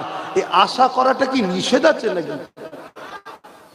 ভাবো আমার ভাইরা, সেই নবী আমাদের কাছে তিনটে জিনিস রেখে গেছে, কিতাবুল্লাহ, সুন্নাতে রাসূলি ও আহলে বাইতি। অপর হাদিসে কিতাবুল্লাহ এবং রাসূল পাক সাল্লাল্লাহু আলাইহি ওয়াসাল্লাম হাদিস। এই সব কিছু মিলিয়ে তিনটে জিনিস আল্লাহ রসুল রেখে গেছে। এই তিনটে জিনিসকে দেখাশোনা করা, মহব্বত করা, ধরে রাখা আমাদের দায়িত্ব আছে না? না, আজকে কোরআনের উপরে আঘাত হচ্ছে, রাসূলের সুন্নাতের উপরে আঘাত হচ্ছে, আহলে বায়াতদের উপরে আঘাত হচ্ছে, নবীর খানদানদের উপরে আঘাত হচ্ছে। এ উম্মতে মুহাম্মাদী, যারা আঘাত দিচ্ছে কোনো একটা জায়গায়, তাদেরকেই তো শক্তিশালী আমরাই করে ফেলছি। বলো আমার কথা ভুল হচ্ছে? আল্লাহর কাছে জবাব দিতে হবে। পরিবর্তন হও, ভাবো। আমার কোরআন সারা দুনিয়াতে চ্যালেঞ্জ চলছে, কোরআনের মোকাবিলায় কেউ আসতে পারেনি আজ পর্যন্ত। এই কোরআন যুগ যুগ ধরে চ্যালেঞ্জ দিচ্ছে। যদি এই কোরআনকে কেউ বলো মানুষের লেখা, কোরআন বলছে তোমরা আল্লাহ ছাড়া সবাই এক জায়গায় হও, হয়ে কোরআনের না একটা কিতাব তো লিখতে পারবে না, কমসে কম একটা সূরা লিখে দেখাও। এই চ্যালেঞ্জে পৃথিবীতে 1450-1500 বছর আজ পর্যন্ত কেউ আসতে পেরেছে? গত কয়েকদিন আগে ফোর পাস চরিত্রহীন জালিম, সে বলছে কোরআনের মধ্যে ভুল আছে, আর কোরআন নাকি মানুষ লিখেছে। কথা বুঝে আসছে না? না, তাহলে তোমরা যতগুলো জালিম অত্যাচারী আছো সব এক জায়গায় হও না, হয়ে দেখাও না একটা সূরা লিখে। এই কোরআনকে নিয়ে পৃথিবীতে যুগে যুগে রিসার্চ হচ্ছে। কেউ 27 বছর, কেউ 28 বছর ধরে রিসার্চ করার পর তারা বলতে বাধ্য হয়েছে কোরআন কোনো মানুষের কথা নয়, কোরআন হলো কালামুল্লাহ, আল্লাহর কথা। তাই আমিও কোরআনকে মেনে নিলাম। জোরে বলুন সুবহানাল্লাহ। আমেরিকা বলুন, ব্রিটেন বলুন, ফ্রান্স বলুন, আর হিন্দুস্তান বলুন, আজও দলে দলে দলে দলে দলে দলে মানুষ কোরআনের দিকে আসছে। জোরে বলুন সুবহানাল্লাহ। তাই এরা কোনো দিক দিয়ে বাদ দিতে পারছে না, লাস্টে কোরআনের নামে মিথ্যাচার করছে, কোরআনের নামে মিথ্যাচার করছে। কোথা থেকে একটা কি লিখে নিয়ে ফেসবুকে ছেড়ে দিয়ে বলছে এই দেখো আমি যা বলেছিলাম। এই তো, ওরে মূর্খ, কোরআনের শানে নজুল কাকে বলে বুঝিস? অর্থাৎ আয়াতটা নাজিল হয়েছে কারণ কি এটা বুঝিস? নাসেক মনসুখ বুঝিস? কোরআনের অনেক আয়াত আছে, একটা আয়াত দিয়ে আর একটা আয়াতকে আল্লাহ রদ করেছে, বাতিল করে দিয়েছে। কিন্তু কোরআনের আয়াত সেটাকে অস্বীকার করলে ঈমান চলে যাবে, কিন্তু ওটা প্রযোজ্য নয়। কথা মাথায় ঢুকছে না? ঢুকে না? যেমন একটা প্রেসক্রিপশনে গেলেন ডাক্তারের কাছে, ওষুধ লিখলো, এক সপ্তাহ যাওয়ার পরে ওই প্রেসক্রিপশনের ওই ওষুধকে কেটে অপর দিকে অন্য ওষুধ লেখে না? লেখে না। কারণ ডাক্তারই জানে রুগীকে এখন কি দিতে হবে। আগে যেটা দিয়েছিল ডাক্তার কি ভুল দিয়েছে? না, আগের ডোজটা তখনকারের জন্য ঠিক, দ্বিতীয় ডোজটা এখনকারের জন্য ঠিক। তো কোরআন একটা আয়াত দ্বারা আরেকটা আয়াতকে মনসুখ করেছে। তাই নাসিক মনসুখের জ্ঞান আছে ফোরপাসের। ফোরপাস তো নিজের ধর্মের জ্ঞান নেই, ফোরপাস তো ধর্মগুরু সম্বন্ধে জ্ঞান নেই। কেন? ও ফোরপাস যে আছে ও ধর্মগুরুই। কোরআনের মাইয়া কোরআনিয়া মক্তবেতেই পড়াশোনা করে বড় হয়েছে। শুনছেন তো নাকি? কিন্তু না, এগুলো বলে একটা বিভাজন তৈরি করো কেন? যে ভুলটা আমি করেছি আমার পিঠের চামড়া তুলে দেবে আমার জাতের লোকেরা। একটা এমন কথা শোনাও যে কথায় এখন সব বিভাজন তৈরি হয়ে যায়, হই হই শুরু হয়ে যায়, আমাকে লোক ভুলে যাবে। শুনছেন তো নাকি? এই চিটিংবাজদের কোয়ালিটি কোন কোয়ালিটি বোঝা মুশকিল। এরা কত বড় বড় চিটিংবাজ। এসআইআর এর নামে মানুষের নাম বাদ গেছে না যায়নি? এসআইআর এর নামে যখন ধরবে চিটিংবাজ দেখছে আমার তো পিঠের চামড়া উঠে যাবে। অত এমন একটা কথা বলো সেই নিয়ে চর্চা হোক, আমার জাতীয় আমার থেকে যেন চুপ হয়ে যায়। কিন্তু বড় দুঃখ, ইসলামের ঘরের কোনো ছেলে যদি অন্য ধর্মের বিরুদ্ধে বলে, আমরা মুসলমান তার বিরুদ্ধে বলি না, কিন্তু আমার দিনের বিরুদ্ধে বললে কই তার বিরুদ্ধে সেভাবে প্রোটেস্ট করার লোক দেখি না। এটা বড় লজ্জা। যাক, আমি গর্বিত, আমি ইসলামের অনুসারী, কিন্তু আমার কওমের কাছে আমার দুঃখ। আপনারা কি ভাববেন না? আপনারা কি জাগবেন না? একজন বলল ইসলামে রেপ করা ভালো, আর একজন বলল কোরআনে ভুল আছে, তার আগে আর একজন বলল কোরআন শেষ হয়ে যাবে, আমার উন্নয়ন শেষ হবে না, তার আগে আর একজন বলল অমুক আল্লাহ, তার আগে কেউ বলছে মিড ডে মিলের খাবার মাদ্রাসার বাচ্চাদের দেবো না, পথচারী কুকুরের বাচ্চাকে দেবো, তো মাদ্রাসার বাচ্চাকে দেবো না। একটার পর একটা আমার মসজিদ নিয়ে, আমার মাদ্রাসা নিয়ে, আমার কোরআন নিয়ে, আমার দিন নিয়ে বারবার সমালোচনা যারা করছে, একটা কারো শাস্তি হয়েছে? কেন হয়নি? অথচ একটা ছোট খাটো চোর নেতার বিরুদ্ধে কেউ যদি বলে তুই তো চোর রে, অমনি পুলিশ ডেকে এলে তাকে ধরিয়ে দেবে। দেবে না? দেবে। এখন কেউ যদি বলে যে মমতা একটা বড় চোর, পুলিশ চলে আসবে না? না। কেন ভাই? অথচ এত বড় বড় কথা আজও তাদের বিচার হচ্ছে না। কারণ কি? আপনারা ভুলে গেছেন কি জানি না, রাজ্য সরকার যখন তিলক তোমার পরিবারকে 10 লক্ষ টাকা দিতে চেয়েছিল, তখন কোন একটা মুসলিম ঘরের বাচ্চা ছেলে, ওর বলা উচিত নয়, তারপরও সেই জ্ঞান নেই তার, সে বলেছিল যে অভিষেকের মেয়েকে তুলে যে ওর যদি কেউ হামলা করে, আমি যদি 1 কোটি টাকা দিই, রাজ্য সরকার কি খুশি হবে? অ্যাকচুয়ালি বুঝাতে চেয়েছিল যে মানুষের ইজ্জতের দাম 10 লাখ নয়, 1 কোটিও নয়। এটা অবশ্যই ওর বলা উচিত হয়নি, কিন্তু তারপরও সে কিন্তু রেপের কথা বলেনি, সে উদাহরণ দিতে গিয়েছিল। তাকে তুলে নিয়ে জোর করে চলে যাওয়া হয়েছে। এখনো তার কোনো খবর আছে কারো কাছে? কিন্তু আমার ইসলামের বিরুদ্ধে, আমার কোরআনের বিরুদ্ধে, আমার আল্লাহর বিরুদ্ধে এত বড় কথা হয়, তারপরও এদের বিচার হয়নি। কারণ কি? বলুন।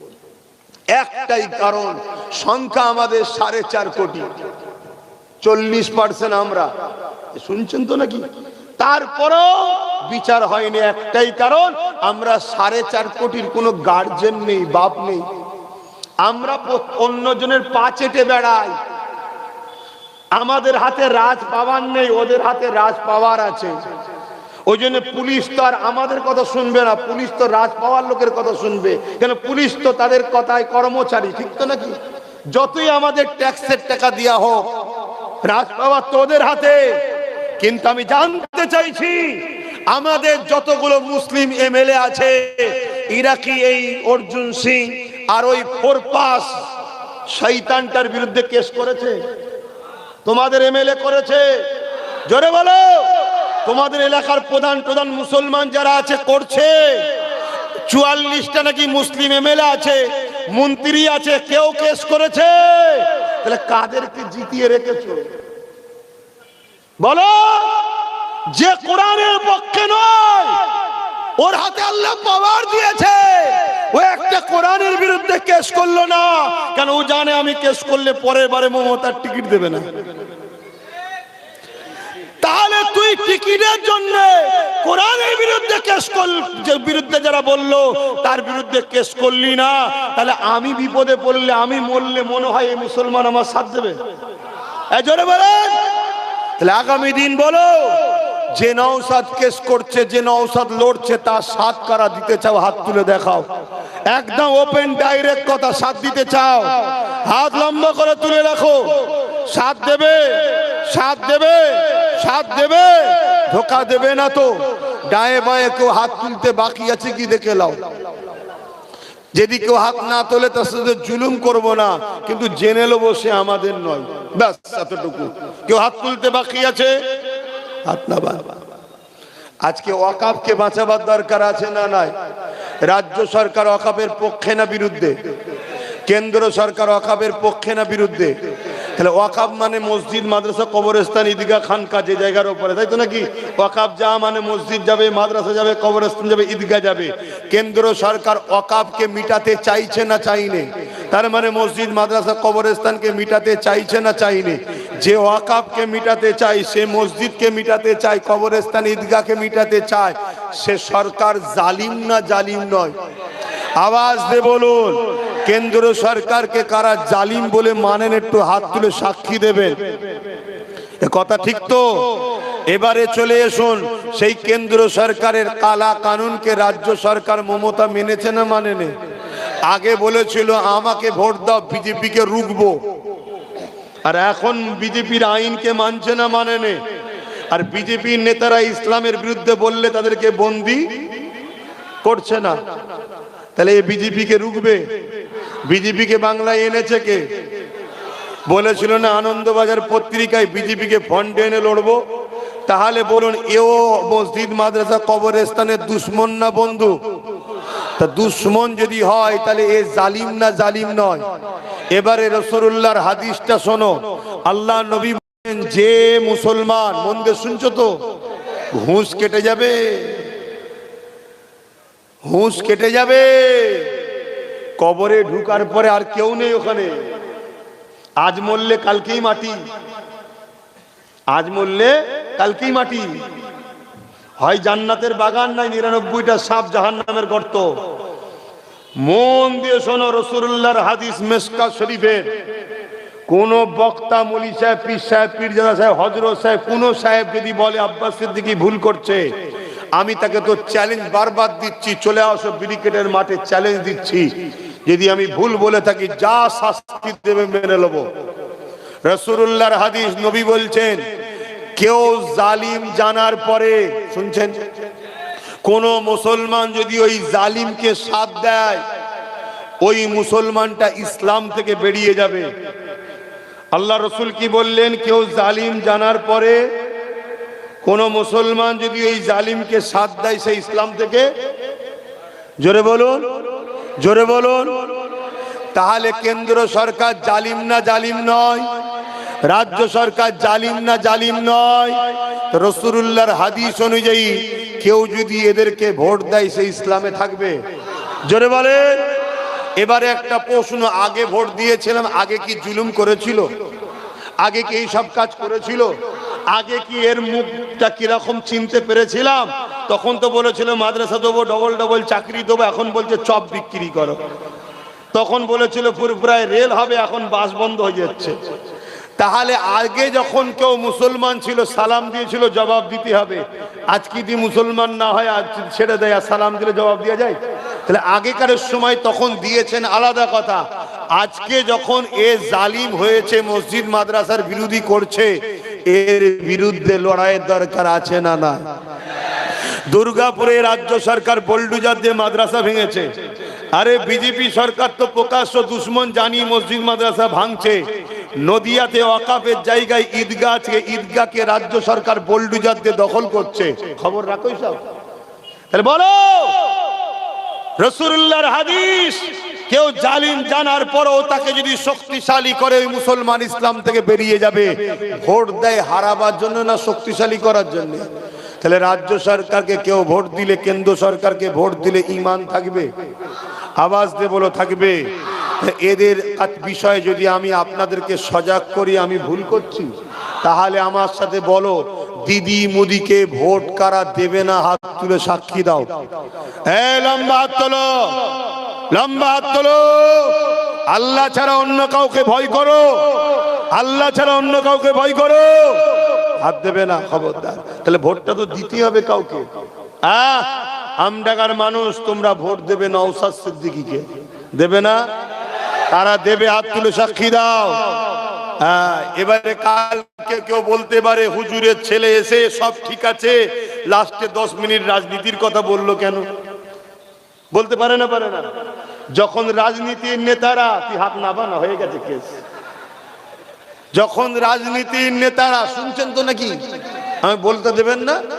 যখন রাজনীতির নেতারা রাজনীতির জায়গায় দাঁড়িয়ে মানুষের শিক্ষা, স্বাস্থ্য, কর্মসংস্থান, বেকারত্ব দূরে করার কথা ভুলে গিয়ে রাজনীতির পাওয়ারে দাঁড়িয়ে আমার ধর্মের উপরে যখন আঘাত দেয়, আমার অকাপকে যখন মিটাতে চায়, আমার মতো হুজুরের দায়িত্ব আমার জায়গায় দাঁড়িয়ে ওই জালিম হুকুমাতদের বিরুদ্ধে বলা দরকার আছে না? না, তুমি তোমার জায়গায় ফিরে যাও, ধর্মসভায় এসে আমি তোমাদের বিরুদ্ধে কিচ্ছু বলবো না। আর তুমি কি করছো? ইফতারের পার্টির নামে আমার ধর্মের একটা পবিত্র ইফতারকে রাজনীতি করছো না, করোনি? কলকাতায় রেড রোডে ঈদের নামাজে তুমি মহিলা মানুষ, আমার ধর্মে মহিলাদের নামাজে যাওয়া নিষেধ আছে না নাই? আপনার বাড়ির মা বোনেরা ঈদগায় যায়, তাহলে তুমি কেন গেলে?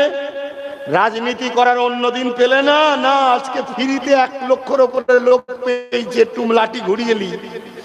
তুমি যদি আমার ঈদের নামাজে রাজনীতি করতে পারো, আমার নবীর মেম্বারে, নবীর ঘরের আওলাদ, নবীর ওয়ারিস হিসেবে নবীর দ্বীনের দুশমনদের ঘরে চিনাবার জন্য এবং নবীর মসজিদ মাদ্রাসাকে বাঁচাবার জন্য যে ছেলে কেস চালাচ্ছে, তার পক্ষে ডাকার জন্য এদের প্রচারের দরকার আছে না? না, কথা মাথায় ঢুকছে? বিশ্ব নবী দিবস পিছনে ব্যানার, আর বিশ্ব নবীর দুশমনকে স্টেজে তুলে দিয়েছে, আর সে মাইকে দাঁড়িয়ে প্রশংসা করছে, আমাদের দিদি এই করেছে, আমাদের দিদি বাস উল্টো করে চালিয়ে দিয়েছে। প্রচার করছে না, করে না? দেখলেন না, এখনো সব প্রচার চলছে, এই করেছে, ওই করেছে, ওই করেছে, ওই করেছে। আমি কাউকে ছোট করছি না। তাহলে তোমরা এই জন্যই প্রোগ্রাম করছো? দিদির প্রচারের জন্য প্রোগ্রাম হচ্ছে। অতএব নিজের ক্ষতি হবার আগে নিজে থেকেই সাফাই দিতে হবে, ঠিক তো নাকি? মন দিয়ে শোনেন। তাহলে আমার দ্বীনের দুশমন কেউ হবে, তার বিরুদ্ধে বলার জায়গা তো এইটাই নাকি? কথা বলছেন না কেন? দিদি বলছেন সব ঠিক আছে, তাহলে ফেরাউনের বিরুদ্ধে বলেন কেন? নমরুদের বিরুদ্ধে বলেন কেন? এজিদের বিরুদ্ধে বলেন কেন? না, তারা ইসলামের দুশমন ছিল, আল্লাহর দুশমন ছিল। আর এগুলো আল্লাহর বন্ধু নাকি? বুঝছেন না? ওগুলো মরে গেছে, তোদের বিষয়ে বলেন, এগুলো বেঁচে আছে। তো বেঁচে আছে, তুই বলতে পারিস না, ওটা তোর ভয়। মরাকে বলতে খুব ভালো লাগে, জেন্তগুলোর বিরুদ্ধে বল না। ওদের মধ্যে এদের মধ্যে পার্থক্য কি আছে ভাই? তো এই জন্য একটু সজাগ করলাম। ক্ষতি হলো, মন খারাপ হলো, বেশি নয়, 5-6 মিনিট লিখছি। তো আমার অধিকার নেই, আমার স্বাধীনতা নেই, আমার ভালোবাসার মানুষকে বুঝাবার অধিকার নেই? তো আরো একবার বলছি, নওশাদকে কারা কারা সাথ দেবে হাত তুলে দেখাও। হ্যাঁ, লম্বা করে হাত তোলো, হাত তুলে এবার দেখো কেউ আমাদের দলে নেই, কে কে দেখে লাও, দেখো কে কে নেই। হাত লম্বা করে তুলবে, তবেই তো চিনা যাবে কে কে নেই আমাদের সাথে, দেখে লাও। শুধু দেখে রাখো, হাত না বাও। যে আমাদের সাথে নেই তার সঙ্গে ঝগড়া করবে নাকি? না, ঝগড়া করব না।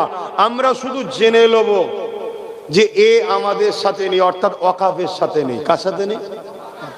কেন? ওয়াকাফকে মিটাতে চাইছে ওরা, আর নওশাদ সুপ্রিম কোর্টে কেস করে বাঁচাতে চাইছে। আজও লড়াই চলছে না? চলে না? তাহলে ও একা, ওর সাথে যদি আমডাঙ্গাটাও দেন, অশোকনগর দেন, দেগঙ্গা দেন, বসিরহাট দেন, ওর সাথে আরো গোটা 20-30 হয়, ওর শক্তি বাড়বে না কমবে? তাহলে আরো গোটা 30 ML এর কেস হতো না? হতো না? এগুলো ভাবেন, আস্তে আস্তেই তো বড় হবে। একদিন দেখা যাবে পুরোটা হয়ে গেছে, বলুন ইনশাল্লাহ। তাহলে যে শক্তিতে ওরা কাঁদছে, আমরা যখন আসবো পুরো আবার ফিরিয়ে নেবো। পারবো না? পারবো না? চেষ্টা করলে হয় না। কে বলেছে? বারবার বলবে আমরা 30% না 40%। আর একটা শোনো, আমাদের সাথে এসসি এসটিরা আছে, আগামীতে আরো আসবে। যদি বলো কেন, আমরাই একমাত্র পারি সমস্ত গরিবকে আশ্রয় দিতে। কেন? মোহাম্মদ রসুলের গোলাম আমরা। কেন? উত্তরপ্রদেশে যা হচ্ছে এসসি এসটিরা হারে হারে বুঝছে, শুনছেন তো নাকি? তারাও আমাদের সাথে। তো এই জায়গায় দাঁড়িয়ে থেকে কালকে যদি 2-5 হাজার টাকা করে পেয়ে যান, ভুলে যাবেন না তো? যদি ল্যান্ড কি ক্ষতি হবে এটাও শোনেন।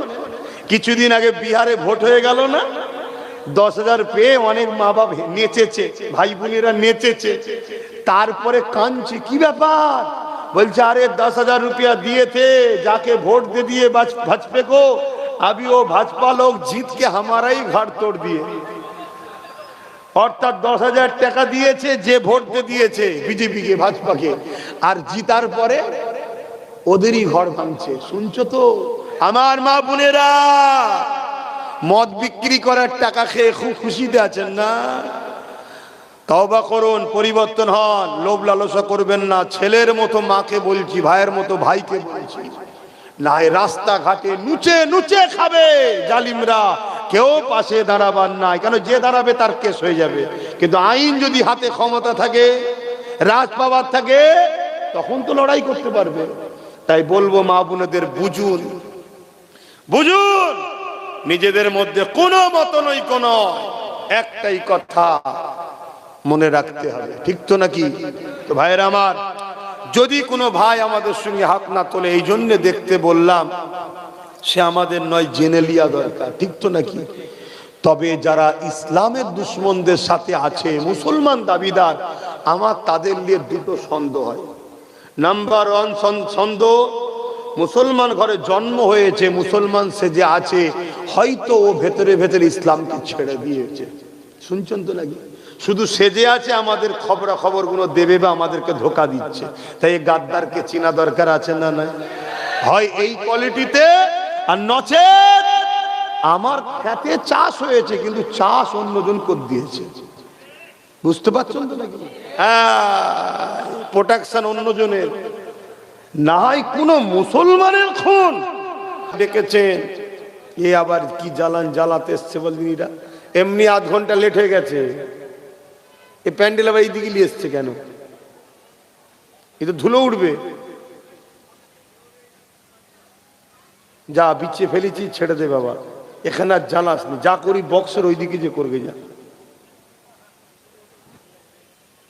আমার মোস্তাকিম ভাই, আমার চাচা জান হুজুরের বাড়িতে ছোটবেলা থেকে পড়াশোনা করেছেন।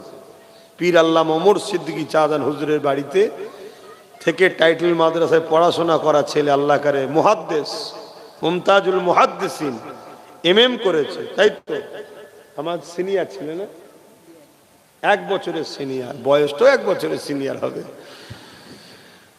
সেই তোমরা দাঁড়িয়ে গেলে, তাহলে চট বিছানোর মানে কি হলো? যা ওই দিকে চললে, ওই দিকটা চললে। আমি লোকটা বড় খারাপ লোক, তাই না? এসেছি তাই কথা না, আবার বসার জন্য বলছি। এটাই তো ধ্বংস আমাদের, না?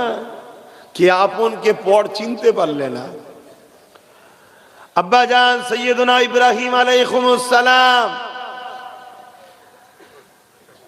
তেনাকে পরীক্ষার জন্য হযরতে জিবরাইল আলাইহিস সালাম এসেছে। শুধু বাড়ির সামনে দিয়ে যাবার সময় একবার বলেছে আল্লাহু আকবার। ইব্রাহিম আলাইহিস সালাম বেরিয়ে বলছে, কে আমার খোদাকে, আল্লাহকে ডাকলো? জিবরাইল সাল্লাম তখন মানুষের সুরাতে এসেছে।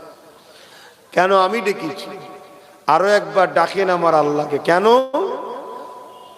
না যদি ডাকেন আমি বড় খুশি হব। না ডাকলে কি দেবেন? না আমার হাজার হাজার গৃহপালিত পশু আছে, তারা অর্ধেক দিয়ে দেবো। জোরে বলুন সুবহানাল্লাহ। আর সেই বাপের বেটা আল্লাহর নাম শোনাবো বসতে চাইছে না, তাহলে আমরা কত খারাপ হয়ে গেছি বল। তোমার আবার আম গাছের গোড়ায় এই কটা জুটলে কেন?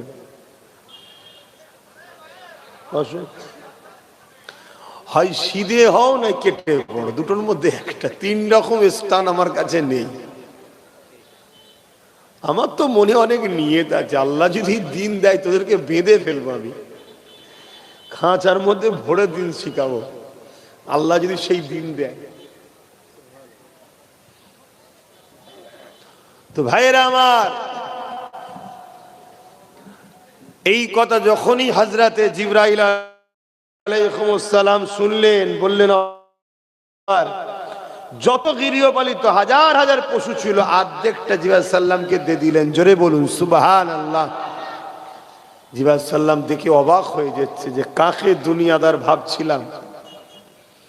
চলে যাচ্ছে আল্লাহর নবী হযরতে সৈয়দনা ইব্রাহিম আলাইহিস সালাম আবার ডাক দিয়েছে, আল্লাহর বান্দা আরো একবার ডাকেন, ডাকলে বাকি যে অর্ধেক গৃহপালিত পশু আছে সেটাও দিয়ে দেবো। জোরে বলুন সুবহানাল্লাহ। জিবরাইল সাল্লাম আবার ডাকলেন, বাকিটা দিয়ে দিলেন।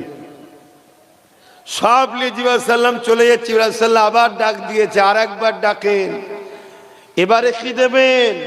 বলছে এগুলো পরিচালনা করতে লোক লাগবে, তো আমার মালিককে ডাকেন, আমি আপনাকে নিজেকে দান করে দেবো এইগুলো পরিচালনা করার জন্য। জোরে বলুন সুবহানাল্লাহ।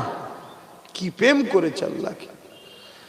আল্লাহ ইব্রাহিম আলাইহিস সালামকে কত পরীক্ষা নিয়েছে, তার মধ্যে ভয়ানক পরীক্ষা, নিজের বাচ্চাকে নিজে হাতে জবাই করতে বলেছে। ইব্রাহিম সাল্লাম পাস করেছে না ফেল করেছে? আমাদেরই তো আব্বা হয়, আমরা সেই বেটার বাপের বেটা কি করছি? পাশাপাশি এই পরীক্ষাও নিয়েছিলেন হযরত ইব্রাহিম আলাইহিস সালামকে নমরুদের আগুনে আল্লাহ পাক ফেলে পরীক্ষা নিয়েছিলেন। ওই পরীক্ষা তো আব্বা জান ইব্রাহিম আলাইহিস সালাম আল্লাহর প্রেমে পাশ করেছিলেন। হযরত জিবরাইল আলাইহিস সালাম এসেছিলেন, ও হযরত ইব্রাহিম আলাইহিস সালাম আপনি যদি বলেন এই চরকিকে আমি ধরে ফেলেছি, এদেরকে এখান থেকে সরিয়ে দেব, হযরত ইব্রাহিম আলাইহিস সালাম বলেছিলেন, ও হযরত জিবরাইল আপনি যান, চলে যান, আল্লাহ পাক আমাকে পরীক্ষা নিতে লেগেছে। আমার আল্লাহ যদি আমাকে নিজে কুদরতি ক্ষমতায় বাঁচায়, তিনার ক্ষমতা রয়েছে বাঁচাবার। আর যদি আল্লাহ ইব্রাহিমকে নমরুদের আগুনে পুড়িয়ে প্রেমের পরীক্ষা লায়, আমি আমার আল্লাহকে এত ভালোবাসি, একটা জান নয়, আবার যদি আল্লাহ জান দেয়, 1000 বার আল্লাহর প্রেমে আমি পুড়তে রাজি আছি। আরো জোরে বলুন সুবহান। তাহলে আল্লাহর রাজির জন্য ইব্রাহিম সাল্লাল্লাহু আগুনে পুড়তে রাজি। আর আল্লাহ নবী বলছেন কোরআনের মাহফিলে যারা বসে তাদের উপরে আল্লাহ রাজি হয়। আমরা কিন্তু বসতে পারছি না। তাহলে ভাবতে হবে আমরা কোন জায়গায় পৌঁছে গেছি। আর এটাও ভাবতে হবে যে এত লোক বসে গেল, আমরা বাকিগুলো বসতে পারছি না কেন? এমনও তো হতে পারে যে আল্লাহ তোদেরকে পছন্দ করেন না যে আমার জান্নাতের বাগানে বস। এটা হলে হতে পারে না, পারে না? এটাও তো তোমাকে ভাবা দরকার যে আমি কি এমন খারাপ কাজ করে ফেললাম যে আল্লাহ আমার উপরে এত নারাজ হলো কেন?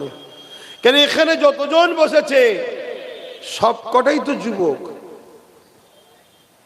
তাহলে এত যুবক বসলো আর বাকি যুবকগুলো বসতে পারছো না যারা, তোমাদের সঙ্গে আমার দুশ্মনী কিছু নেই, শুধু ভাবাচ্ছি।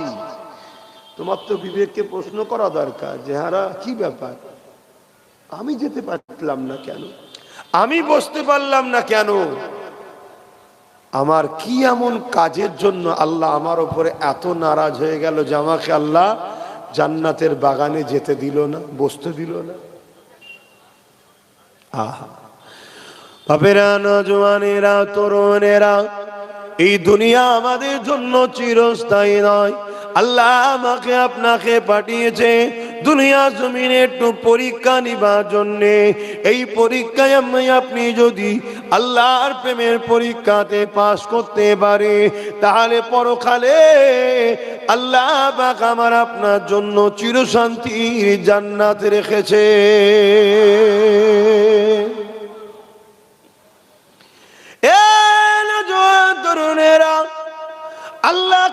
জানের পরীক্ষা নাই, আল্লাহ কারো ধন দৌলতের পরীক্ষা নাই, আল্লাহ কাউকে বিমা দিয়ে পরীক্ষা নাই, আল্লাহ কাউকে গরিব করে পরীক্ষা নাই, আল্লাহ কারো সন্তান কেড়ে নিয়ে পরীক্ষা নাই, আল্লাহ কাউকে সন্তান দিয়ে পরীক্ষা নাই। মনে রেখে দেবে এই দুনিয়ার প্রতিটা সেকেন্ডে তোমার আমার জন্য পরীক্ষা রয়েছে। এই পরীক্ষায় তোমাকে আমাকে প্রতিটা কদম যেন আল্লাহর পক্ষে পড়ে, রসুলের পক্ষে পড়ে, আল্লাহ রসুলের বিপক্ষে যেন না পড়ে যায়, এটা তোমাকে আমাকে ভাবতে হবে। যদি এইভাবে তুমি আমি প্রতিটা পদক্ষেপে আল্লাহ রসুলের পক্ষে যেতে পারি, তাহলে কবরও চিন্তা নাই, আখিরাতও চিন্তা নাই।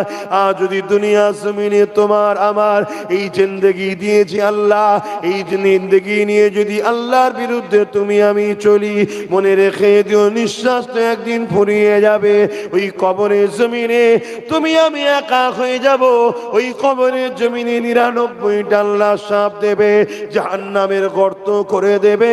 সেই দিন কিন্তু তোমার আমার রিহাই পাবার আর কোনো রাস্তা থাকবে না। তাই মনে রাখো যুবক, আল্লাহ তোমাকে আমাকে দুনিয়ায় পাঠিয়েছে একটা মাত্র কাজে, ওই কাজ হলো আল্লাহর পক্ষে থাকা, আল্লাহর পক্ষে থাকা। তাহলে এখানে বসাটা আল্লাহর পক্ষে না বিরুদ্ধে? এইটা ভাবতে হবে আমাকে। ভেবে যদি মনে হয় এখানে বসা আল্লাহর বিপক্ষে হচ্ছে, আল্লাহর বিরুদ্ধে হবে, তাহলে বসলে হবে না। আর যদি মনে হয় না বসাটাই আমার জন্য অন্যায় হচ্ছে, তাহলে বসতে হবে। বসাটাই আল্লাহর পক্ষে, তাহলে বসতে হবে। আমি জানি আমার রাসূল বলেছেন আমার উম্মতদের মধ্যে 73টা দল হবে, 72টা জাহান্নামী হবে, আমি জানি। কিন্তু আম্মা বিনিআমাতি রাব্বিকা ফাহাদ্দিস, শুকরিয়া আদায় করে বলছি, আমরা আহলে সুন্নাত ওয়াল জামায়াতের মানুষ, জান্নাতি দলের মানুষ। জোরে বলুন সুবহানাল্লাহ। এই না জওয়ান তরুণেরা, কিন্তু আজ আমাদের এত দুরবস্থা কেন?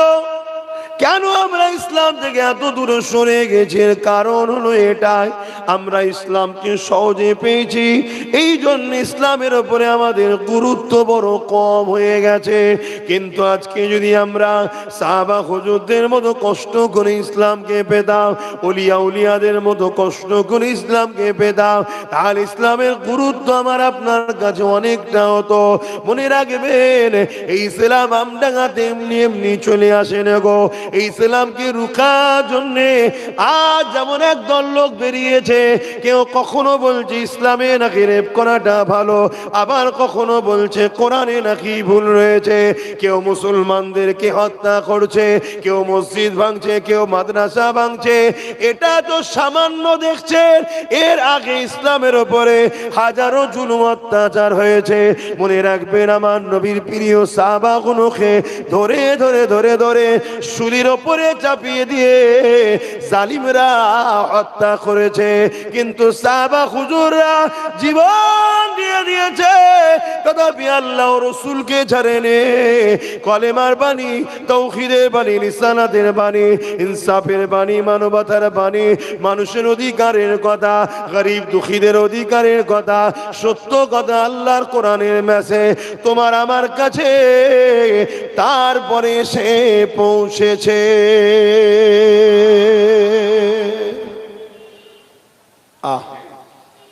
আমার নবী সাহাবাগুলোকে ধরে ধরে মরুভূমির গরম বালির উপরে শুইয়েছে।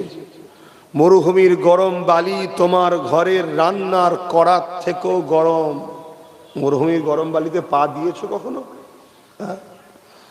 সেই গরম বালির উপরে শুয়ে বুকের উপরে ভারী পাথর চেপিয়ে দিয়েছে, দিয়ে বলেছে ইসলাম ছেড়ে দে। তারপরে ইসলাম এসেছে, তারা কিন্তু ইসলাম ছাড়েনি, আল্লাহ ছাড়েনি, রসুল ছাড়েনি। আর তুমি আমি সহজে পাওয়া ইসলামকে বিক্রি করে দিচ্ছি, ক্ষতি করে দিচ্ছি। একটা গাছ লাগিয়েছো ফল খাবার জন্য, গাছ যদি ফল না দিয়ে তোমার ক্ষতির কারণ হয়, ওই গাছকে তুমি রাখবে? তা আল্লাহ তোমাকে আমাকে সৃষ্টি করেছে অন্যায় মিটিয়ে ন্যায়কে প্রতিষ্ঠিত করার জন্য। শ্রেষ্ঠ উম্মত করেছে। যদি তা না হয়, যদি তোমরা ক্ষতি করে ফেলো, আল্লাহ তোমাদেরকে রাখবে? এ নওজোয়ান তরুণেরা, এ আমার আব্বা জানেরা, এ আমার মায়েরা বোনেরা, পরিবর্তন আর বোঝার চেষ্টা করেন। আল্লাহ নবী কত কষ্ট করেছে এই দিনের জন্য, ইতিহাসের পাতায় রয়েছে। আল্লাহ নবী যখন গরিবদের পক্ষে কথা বললেন, আল্লাহ নবী যখন নারীদের অধিকারের কথা বললেন, আল্লাহ নবী যখন মানবতার কথা বললেন, আল্লাহ নবী যখন ইনসাফের কথা বললেন, এই জমিনের উপরে নারীদেরকে জেন্ত জেন্ত পুঁতে দেওয়া হতো, আল্লাহ নবী বললেন না, তাদেরকে পুঁতে দিও না, কারণ নারী অশুভ নয়। আল্লাহ নবী জানিয়ে দিলেন, কারো ঘরে যদি প্রথম কন্যা সন্তান হয়, এর মানে ওই নারীর বাবাকে মহান আল্লাহ নারী পাঠিয়ে জান্নাতের খবর দিয়ে দিয়েছে। আল্লাহ নবী আরো জানান, কারো ঘরে যদি একটা নারী হয়, এক একটা নারী এক একটা জান্নাত। আল্লাহ নবী আরো জানান, কারো ঘরে যদি দুটো কন্যা সন্তান হয়, ওই দুটো কন্যা সন্তানকে ওই বাপ যদি লালন পালন করে তার বিবাহ নেকা দিয়ে দিতে পারে, আমি রাসূলুল্লাহ জানিয়ে দিই, কিয়ামতের দিন ওই বাপকে শাফাআত করে আল্লাহর জান্নাতে নিয়ে যাব। আল্লাহ নবী আরো জানায়, কোন বাপ যদি তিনটে কন্যা পায়, ওই তিন কন্যা সন্তানকে বাপ যদি নারাজ না হয়, মন বেজার না করে, খারাপ না মনে করে, আল্লাহ দিয়া নিয়ামত করে স্নেহ মমতা মায়া দিয়ে ওই তিন কন্যাকে লালন পালন করে ওই বাপ যদি তাদের বিবাহ শাদী দিয়ে দিতে পারে, আল্লাহ নবী দুটো আঙুল তুলে দেখিয়েছে, যেমন পাশাপাশি রয়েছে ওই তিন কন্যার বাবার, আমি রাসূলুল্লাহ আল্লাহ জান্নাতে পাশাপাশি থাকিব। তাহলে ইসলাম নারীদেরকে অপমান করেছে না সম্মান দিয়েছে? তাহলে আপনাদের এই পাশের অর্জুন সিং কি বলল? ইসলামে নাকি রেপ করা ভালো কাজ। শুনেছেন না শুনেননি? ঠিক বলেছে তো, জেলে যাই না কেন? আমাদের দোষ। কাদের দোষ? কেন বাংলায় যে সরকার আছে সেই তো জেল দেবে, সেই সরকার ওদের লোক, আর এই সরকারকে জিতাই কারা? ও যখন বলার সাহস পেল, দেখছে কিছু হয় না, তার কয়েক মাস পরে আবার আর একজন বলল কোরআনে নাকি ভুল আছে। আমাদের সব ঠান্ডা হয়ে গেছে। আমরা দেখুন এই নিয়ে কোনো চর্চা আছে? আর আমার কথা বাদ দেন না, আমি খ্যাপা লোক, রোজ চর্চা করি, খেতে কে শুনবে না শুনে ও ধান্দা তো আমি থাকি না। আমি বলি, আল্লাহকে দেখায় আমি বলছি, আবার কিছুদিন পরে দেখবেন আর একজন আর একটা কিছু বড় কথা বলবে। কেন সাহস পাচ্ছে? শাস্তি হয়নি তাই। মুসলমান ঘরে ছেলে মেয়েরা, তরুণেরা, বাপেরা, এটা তো আমাদের জন্য বড় লজ্জা। ইসলামের মতো পবিত্র ধর্ম, যে ধর্ম নারীদেরকে এত সম্মান দিয়েছে, এত স্নেহ করেছে, আল্লাহ নবী নূহ নবী জানিয়ে দিলে, কেউ যদি মায়ের জাত নারীদের উপরে জুলুম করে, রেপ করে, আমি রাসূলুল্লাহ জানিয়ে দিই, তাকে গলা পর্যন্ত পুঁতে পাথর মারতে মারতে হত্যা করে দাও। কেননা মায়ের জাতকে যে সম্মান জানাতে পারে না, ওই পুরুষটার পুরুষ না, ও সুরাতে সকলে পুরুষ, কিন্তু দুপায়ে হিংস্র পশু হয়ে গেছে, ওর বেঁচে থাকা সমাজের কোনো অধিকার নাই। তাহলে ইসলামের রেপিস্টদের শাস্তি কি? মেরে ফেলা। আর যারা ইসলামের নামে বদনাম দিচ্ছে, এদের দলের নেতারাই অনেক রেপিস্ট আছে। অনেকের আবার জামিন হয়ে যায়, আবার যদি বা কেস হয়, তাহলে বলুন কারা আমার ইসলামের বিরুদ্ধে বলছে? ভাবতে পারছে? আর এই সব কিছুর কারণ আমাদের দোষ। কি স্বীকার করছেন তো নাকি? আমাদের দোষ আছে না? না, আমাদেরই দোষ, অন্য কারো দোষ দিলাম নেই।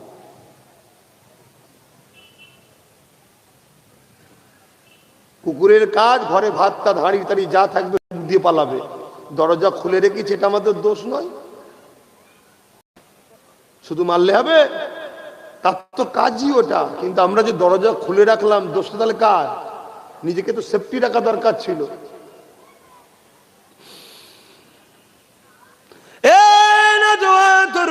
না, কেন এত গাফলতি?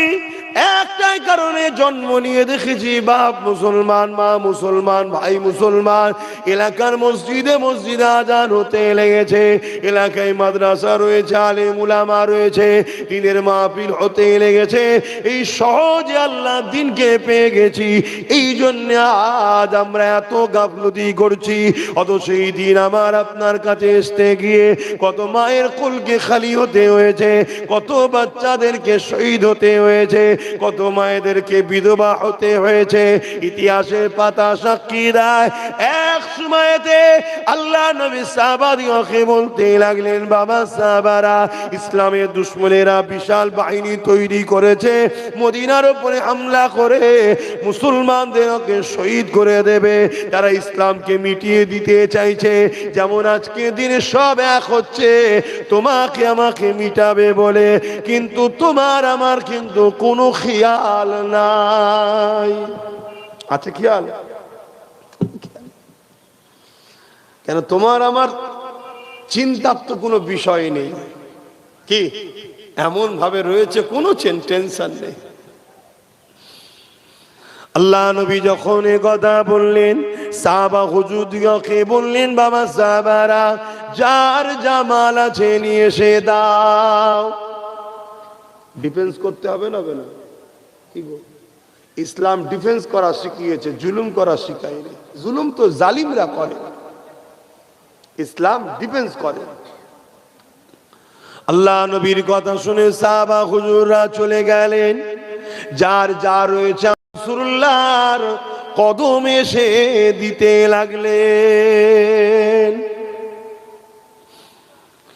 এ নওজোয়ান তরুণেরা, আল্লাহ নবী হঠাৎ করে নজরটা এক সাহাবীর দিকে পড়লো, যে সাহাবী বসে বসে কাঁদতে লেগেছে। আল্লাহ নবী তাকে জিজ্ঞাসা করলেন, বাবা সাহাবী রে কেন কাঁদে? ওই সাহাবী বলতে লাগলেন, ইয়া রাসূলুল্লাহ, হাবিবাল্লাহ, আমি বড় গরীব, আমার দিবার মতো কিছু নাই, এই পরনার চাদরটুকু রয়েছে, হুজুর এটা দিলে তো আমি বেউজ্জতি হয়ে যাব, এই জন্য আমি কিছু শরীক হতে পারছি না, এই জন্য আমার বড় দুঃখ কষ্ট লাগছে, আমি কাঁদছি। আল্লাহ নবী বড় আফসোস করতে লাগলে, আমার এই সাহাবীটা কত গরীব, কত অসহায়, এই জন্য নবী আমার বড় আফসোস করতে লাগলে। হঠাৎ করে সাহাবী বলে উঠলেন, ইয়া রাসূলুল্লাহ, হাবিবাল্লাহ, হুজুর আপনি আমাকে একটু ইজাজত দেন, আমি একবার ঘরে যাব। কিন্তু ঘর বলতে তোমার আমার মতো ঘর নয়, পাতা দিয়ে ঘেরা, এত গরীব অভাব ছিল, কিন্তু আল্লাহর প্রেম, নবীর প্রেম কত ছিল দেখো। আজ আমাদের ঘর পাকা হয়েছে, মসজিদ পাকা হয়েছে, সব পাকা হয়েছে, কিন্তু ঈমানটা বড় দুর্বল, কাঁচা হয়েছে।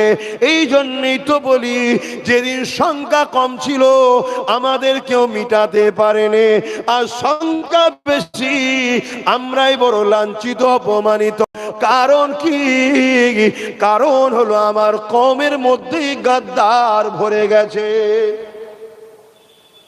একমত হতে পারছেন তো নাকি? প্রকাশ্য দুশ্মন তো চিনা যায়, কিন্তু কওমের মধ্যে যখন গাদ্দার হয়ে যায় তাকে তো চিনা যায় না। এজন্য আজ আমাদের এই দুর্দশা।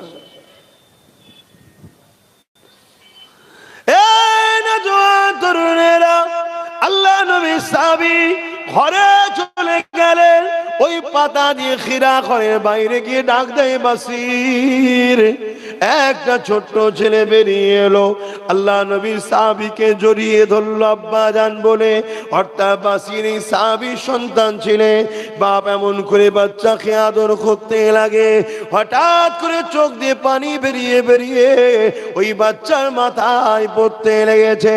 এই দৃশ্যটা দেখে বাচ্চা মাথা তুলে বলে, কেন আব্বা জান আপনি কাঁদতেছে? আপনি আমাকে মহব্বত করে ভালোবাসেন জানি, কেন এই জমিনের উপরে আমার আমার আব্বা জান নাই, এই জমিনে আমার আম্মা জান বেঁচে নাই, আমার আম্মা ইন্তেকাল হয়ে গেছে, এই জন্য আপনি আমাকে বড় আদর পিয়ার করে। কিন্তু আব্বা জান আজকে কান্নার কারণটা কি? আল্লাহ নবীর ওই সাহাবী তখন বলতে লাগলে, বাবা বাসির, আল্লাহ নবী দিনের জন্য মাল চেয়েছিল, কিন্তু আমি তোমার বাপ বড় গরীব, আমার দিবার কিছু নাই, এই জন্য বাবা আমি চিন্তা করেছি আল্লাহ দিনের জন্য আমি আমার জানটাকে ওইখানে দান করে দেব।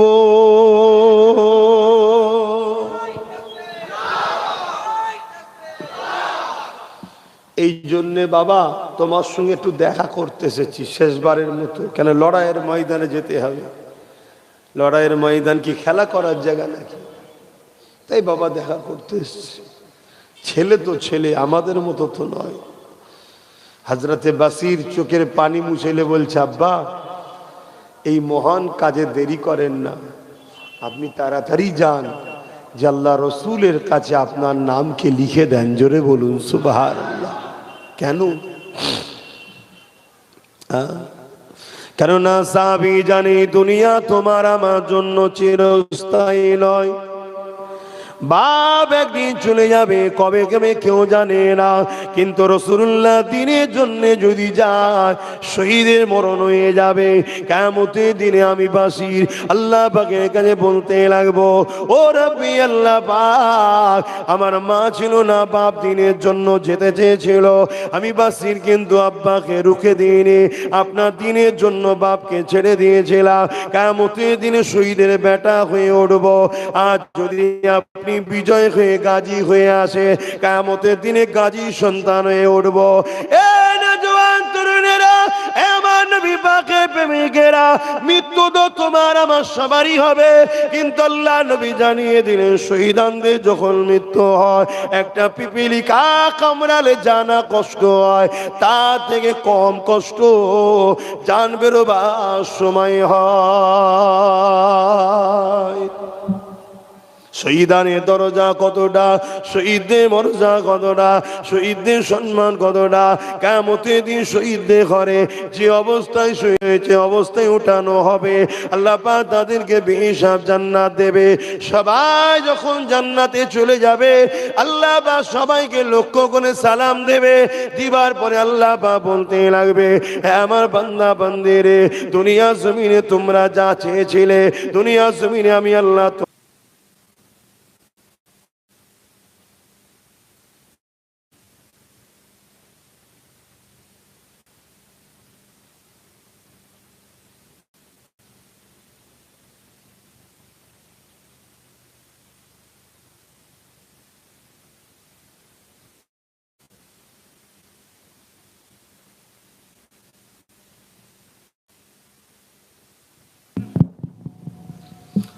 दुरूद शरीफ अल्लाहुम्मा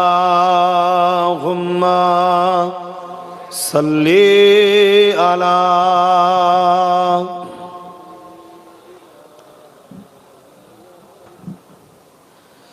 वला आली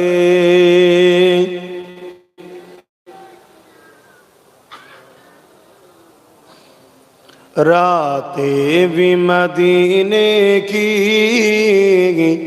बातें भी मदीने की, रातें भी मदीने की, बातें भी मदीने की, जीने में ये जीना है, क्या बात है जीने की।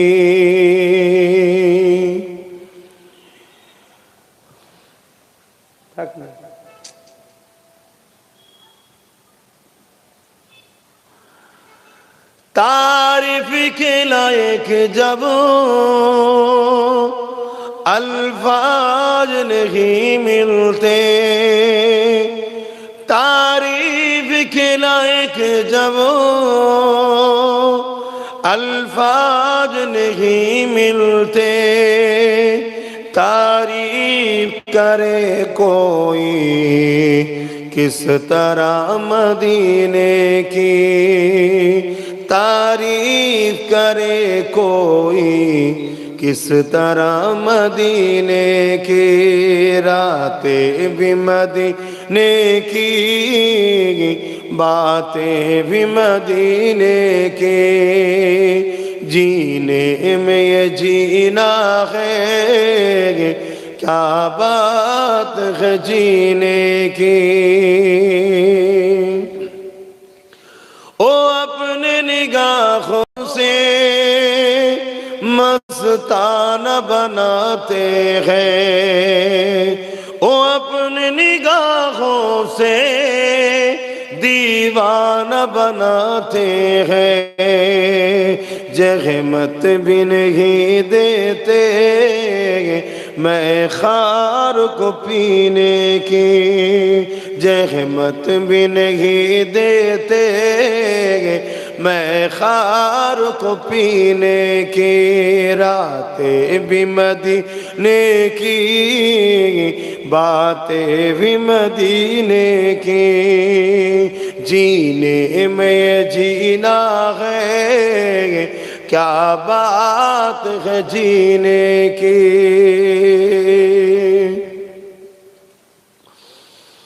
अरसा तैबा की जिस गलियों से गुजरे,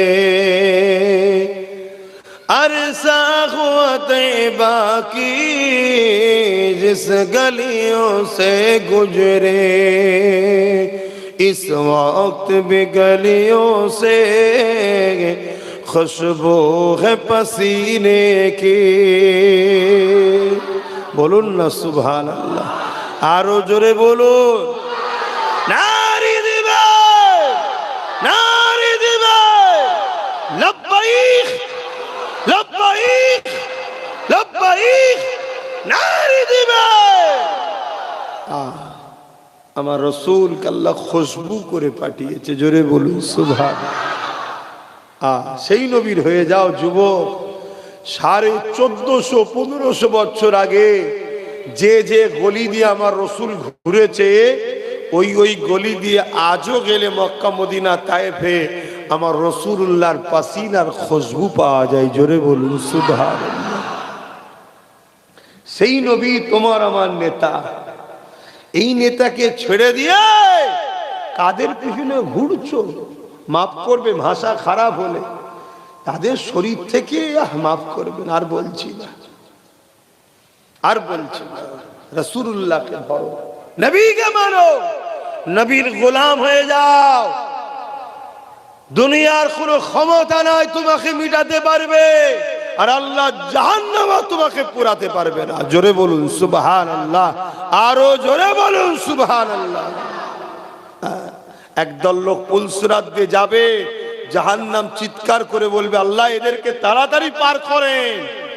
এদের অন্তরে আপনার ও আপনার হাবিবের ইশকের আগুন জ্বলছে, জোরে বলুন সুবহানাল্লাহ। সেই নবীর হয়ে যাও। আল্লাহ নবী কেমন খুশবু ছিলেন, নবী পাকের পাক আলিয়া আমাদের আম্মা জানেরা রাসূলুল্লাহ শরীর থেকে যখন পাসিনা বেরোতো, ওই পাসিনাকে হাতে করে চেঁচে চেঁচে নিয়ে পাত্রের মধ্যে রেখে দিয়ে, ওই পাসিনা যখন কেউ কোনো বিবাহ বা অনুষ্ঠানে যেত, কোনো মাহফিলে যেত, কোনো এমন জায়গায় যেত, তখন এই পাসিনা তাকে লাগিয়ে দেওয়া হতো। ওই মাহফিল ওই জায়গাতে যারাই থাকতো তারা বলতো এই খুশবু কোথা থেকে পেয়েছেন, কোথা থেকে পেয়েছে? তারা বলতে লাগে এই খুশবু হলো আমার রাসূলুল্লাহর পাসিনা।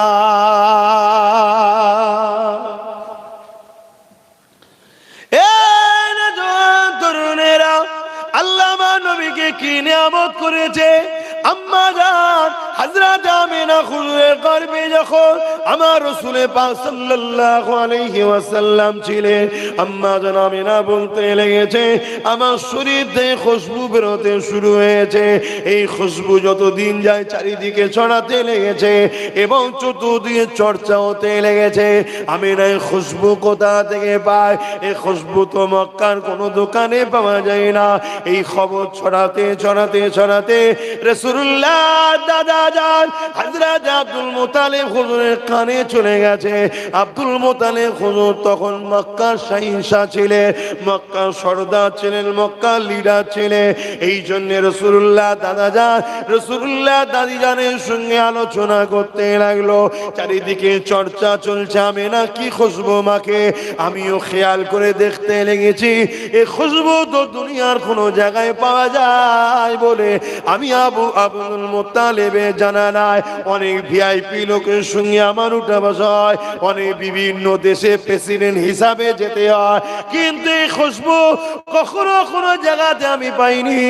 তাই চলো আমিনাকে জিজ্ঞাসা করা যাক। রাসূলুল্লাহ দাদি যেন বলতে লেগেছে আমি আপনাকে বলবো বলবো মনে করি, কিন্তু আপনি কাজে ব্যস্ত বলা হয় না। আরে আমিনা যখন কোন ঘরের মধ্যে প্রবেশ করে বা ঘর থেকে বাইর হয়, আমি ঘরের মধ্যে যখন প্রবেশ করে বা হাম্মাম খানা গোসল খানাতে যায়, আমি তারপরে যখন ঢুকি আমি অবাক হয়ে যায়, যেন মনে হয় কোন আতরের গোডাউন ফ্যাক্টরিতে ঢুকে গেছি। আরো জোরে বলুন সুবহান।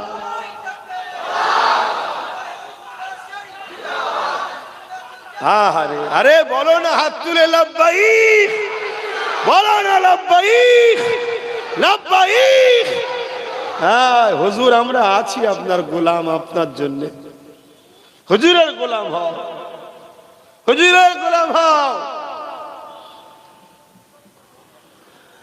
আম্মা জান আমিনা হুজুরকে ডাকা হলো। আজান হয়ে গেছে ভাই, সংক্ষেপ করবো, একটু মন দিয়ে শোনেন। তরুণেরা আম্মা জান হযরত আমিনা হুজুরকে ডাকা হলো। ও মা আমিনা, চারিদিকে চর্চা চলছে মা, কোথা থেকে আতর পান মা, কোথা থেকে আতর মাখেন মা। আম্মা জান আমিনা বলতে লেগেছে এ আতর আমার নয়, আমার গর্ভে যিনি রয়েছে এ আতর হলো তিনার শরীরের খুশবু। আরো জোরে বলুন সুবহান। সেই নবী 1450-1500 বছর আগে যেসব জায়গাতে ঘুরেছে এখনো সে জায়গা থেকে রাসূলুল্লাহর পাসিনার খুশবু পাওয়া যায়। বললেন না সুবহানাল্লাহ? একটু আজকে বুঝুন, কোথা সুবহানাল্লাহ বলতে হয়, কোথা নাউজুবিল্লাহ বলতে হয়, কোথা আল্লাহু আকবার বলতে হয়। জলসা তো অনেক হচ্ছে, এগুলো ভাবুন, বুঝুন, শিখুন। এই বিষয়ে আরো একটা কথা আপনাদেরকে মনে পড়েছে, একটু বলে যায়। ইকরামা আবু জেহেলের ছেলের নাম ইকরামা। আমার নবীর কঠিন দুশমন ছিল আবু জেহেল, আর আবু জেহেলের ছেলেও ইকরামা আমার রাসূলুল্লাহ দুশমন ছিল, বাপ বেটা নবী পাকের বিরুদ্ধে ছিল তখন ইকরামা এবং তার বাপ আবু জেহেল। আবু জেহেল আইন করেছে মুহাম্মদ রাসূলের কাছে যে যাবে তাকে মৃত্যুদণ্ড দেওয়া হবে। যেমন আজকে অনেক নেতারা আইন করে আব্বাস সিদ্দিকীকে জলসায় আনা যাবে না, আব্বাস সিদ্দিকীর কাছে গেলে চড় পাটায়, ধরে লিয়ায় তাকে। কি জুলুম করে না করে না? অসুবিধে কিছু নেই। সেদিন রাসূলুল্লাহর বিরুদ্ধে আবু জেহেল লেগেছিল, আজকে নবীর গোলাম আব্বাসের বিরুদ্ধে আবু জেহেলের চেলারা লেগেছে। তো অসুবিধে কি আছে? আপনাদের অসুবিধা আছে? আমার কোনো অসুবিধে নেই। যতদিনের জন্য আল্লাহ পাঠিয়েছে ততদিনই থাকবো। কোন মায়ের বেটা নেই একদিন আগে নিয়ে যেতে পারে আব্বাসকে। শুনছেন নাকি? যত দিনের জন্য এসেছি, কে পাঠিয়েছে আমার? যত দিনের জন্য পাঠিয়েছে ততদিনই থাকবো আমি। পুরো দুনিয়া যদি এক জায়গায় হয়ে যায় 1 মিনিট আগে নিয়ে যেতে পারবে না, 1 মিনিট। এইটাই হলো আল্লাহর পাওয়ার। সেই আল্লাহর উপরে ভরসা রাখো যুবক, ঘাবড়াও নি। ভুল করেছো তওবা তিল্লা করে চেঞ্জ হও, পরিবর্তন হও। আকুনু মা সাদিকিন, সত্যবাদীদের দলভুক্ত হও, সত্যবাদীদের সাথ দাও, চরিত্রবান, ভদ্র, নম্র আহলে রসুল কোরাইশদের নেতৃত্ব মানো। কেন কোরাইশ বংশের ওপরে আল্লাহর একটা বরকত আছে। ইমানদার কোরাইশের নেতৃত্ব মানো, আল্লাহ পাক তার বরকতে তোমাকে বিজয় দেবে। জোরে বলুন সুবহান। আমার রাসূলুল্লাহর কথা, আমার কথা না। বাবেরা, নওজোয়ান তরুণেরা, ইকরামা আবু জেহেলের ছেলে একদিন কোন এক কাজে রাস্তা দিয়ে এসেছিল, অপর দিক দিয়ে আল্লাহ নবী যেতেছিলেন। ইকরামা যখন নজরটা আমার রাসূলুল্লাহ দিয়ে পড়েছে, ইকরামা ছুটে এসে আল্লাহ নবীকে বুকে বুকে জড়িয়ে ধরেছে। যেমন ঈদের দিনে আমি তুমি কোলাকুলি করি, গলায় গলায় মিলি, ইকরামা আমার রাসূলুল্লাহর সঙ্গে ওইভাবে মিলতে লেগেছে। অথচ ইকরামা তারও সেও দুশ্মন ছিল, তার বাপও আমার রাসূলুল্লাহ সব থেকে বড় দুশ্মন, এবং আইন করেছে যে যাবে তাকে মেরে ফেলা হবে। তরুণেরা, এই খবরটা আবু জেহেলের কাছে চলে গেল। এ আমাদের সর্দার ইকরামা এমন করে মুহাম্মদ রাসূলুল্লাহর সঙ্গে গলায় গলায় মিলেছে। এই খবরটা শুনে আবু জেহেল রেগে গিয়ে ইকরামাকে ডাক দিয়েছে। ইকরামা, কি শুনছে, না সত্য না মিথ্যা? ইকরামা বলছে, হ্যাঁ, যেটা বলছেন সত্য শুনেছে। আমি বুঝতেও পারিনি, মুহাম্মদ রাসূলুল্লাহকে দেখার পরে কেমন যেন একটা হয়ে গেল, আমি নিজেকে কন্ট্রোল করতে পারলাম না। সে আমাদের দুশ্মন জানার পরও আমি তিনাকে গিয়ে জড়িয়ে ধরে ফেললাম। এই কথা শুনে আবু জেহেল বলতে লাগলো, ইকরামা রে, তুমি যতই সাফাই দাও না কেন, এই সমাজে মুহাম্মদ রাসূলুল্লাহর কাছে কেউ গেলে তাকে মৃত্যুদণ্ড দেওয়া হবে ঘোষণা হয়ে গেছে। এই যদি তোমাকে এখন মেরে না ফেলি, তাহলে আমার আইনটাকে জনগণ ভয় করবে না। শুনছেন? ক্ষমতা টিকাবার জন্য যে মেরে ফেলা কাজ, এটা আবু জেহেলের কাজ। আজকে এরকম আবু জেহেল আছে না? দেশের মাথায় তো আবু জেহেল বসে আছে, কি? আর আমার রাজ্যের মাথায় কি হিন্দা বসে আছে, হিন্দা। বুঝেন না? বুঝতে পারেনি? হ্যাঁ,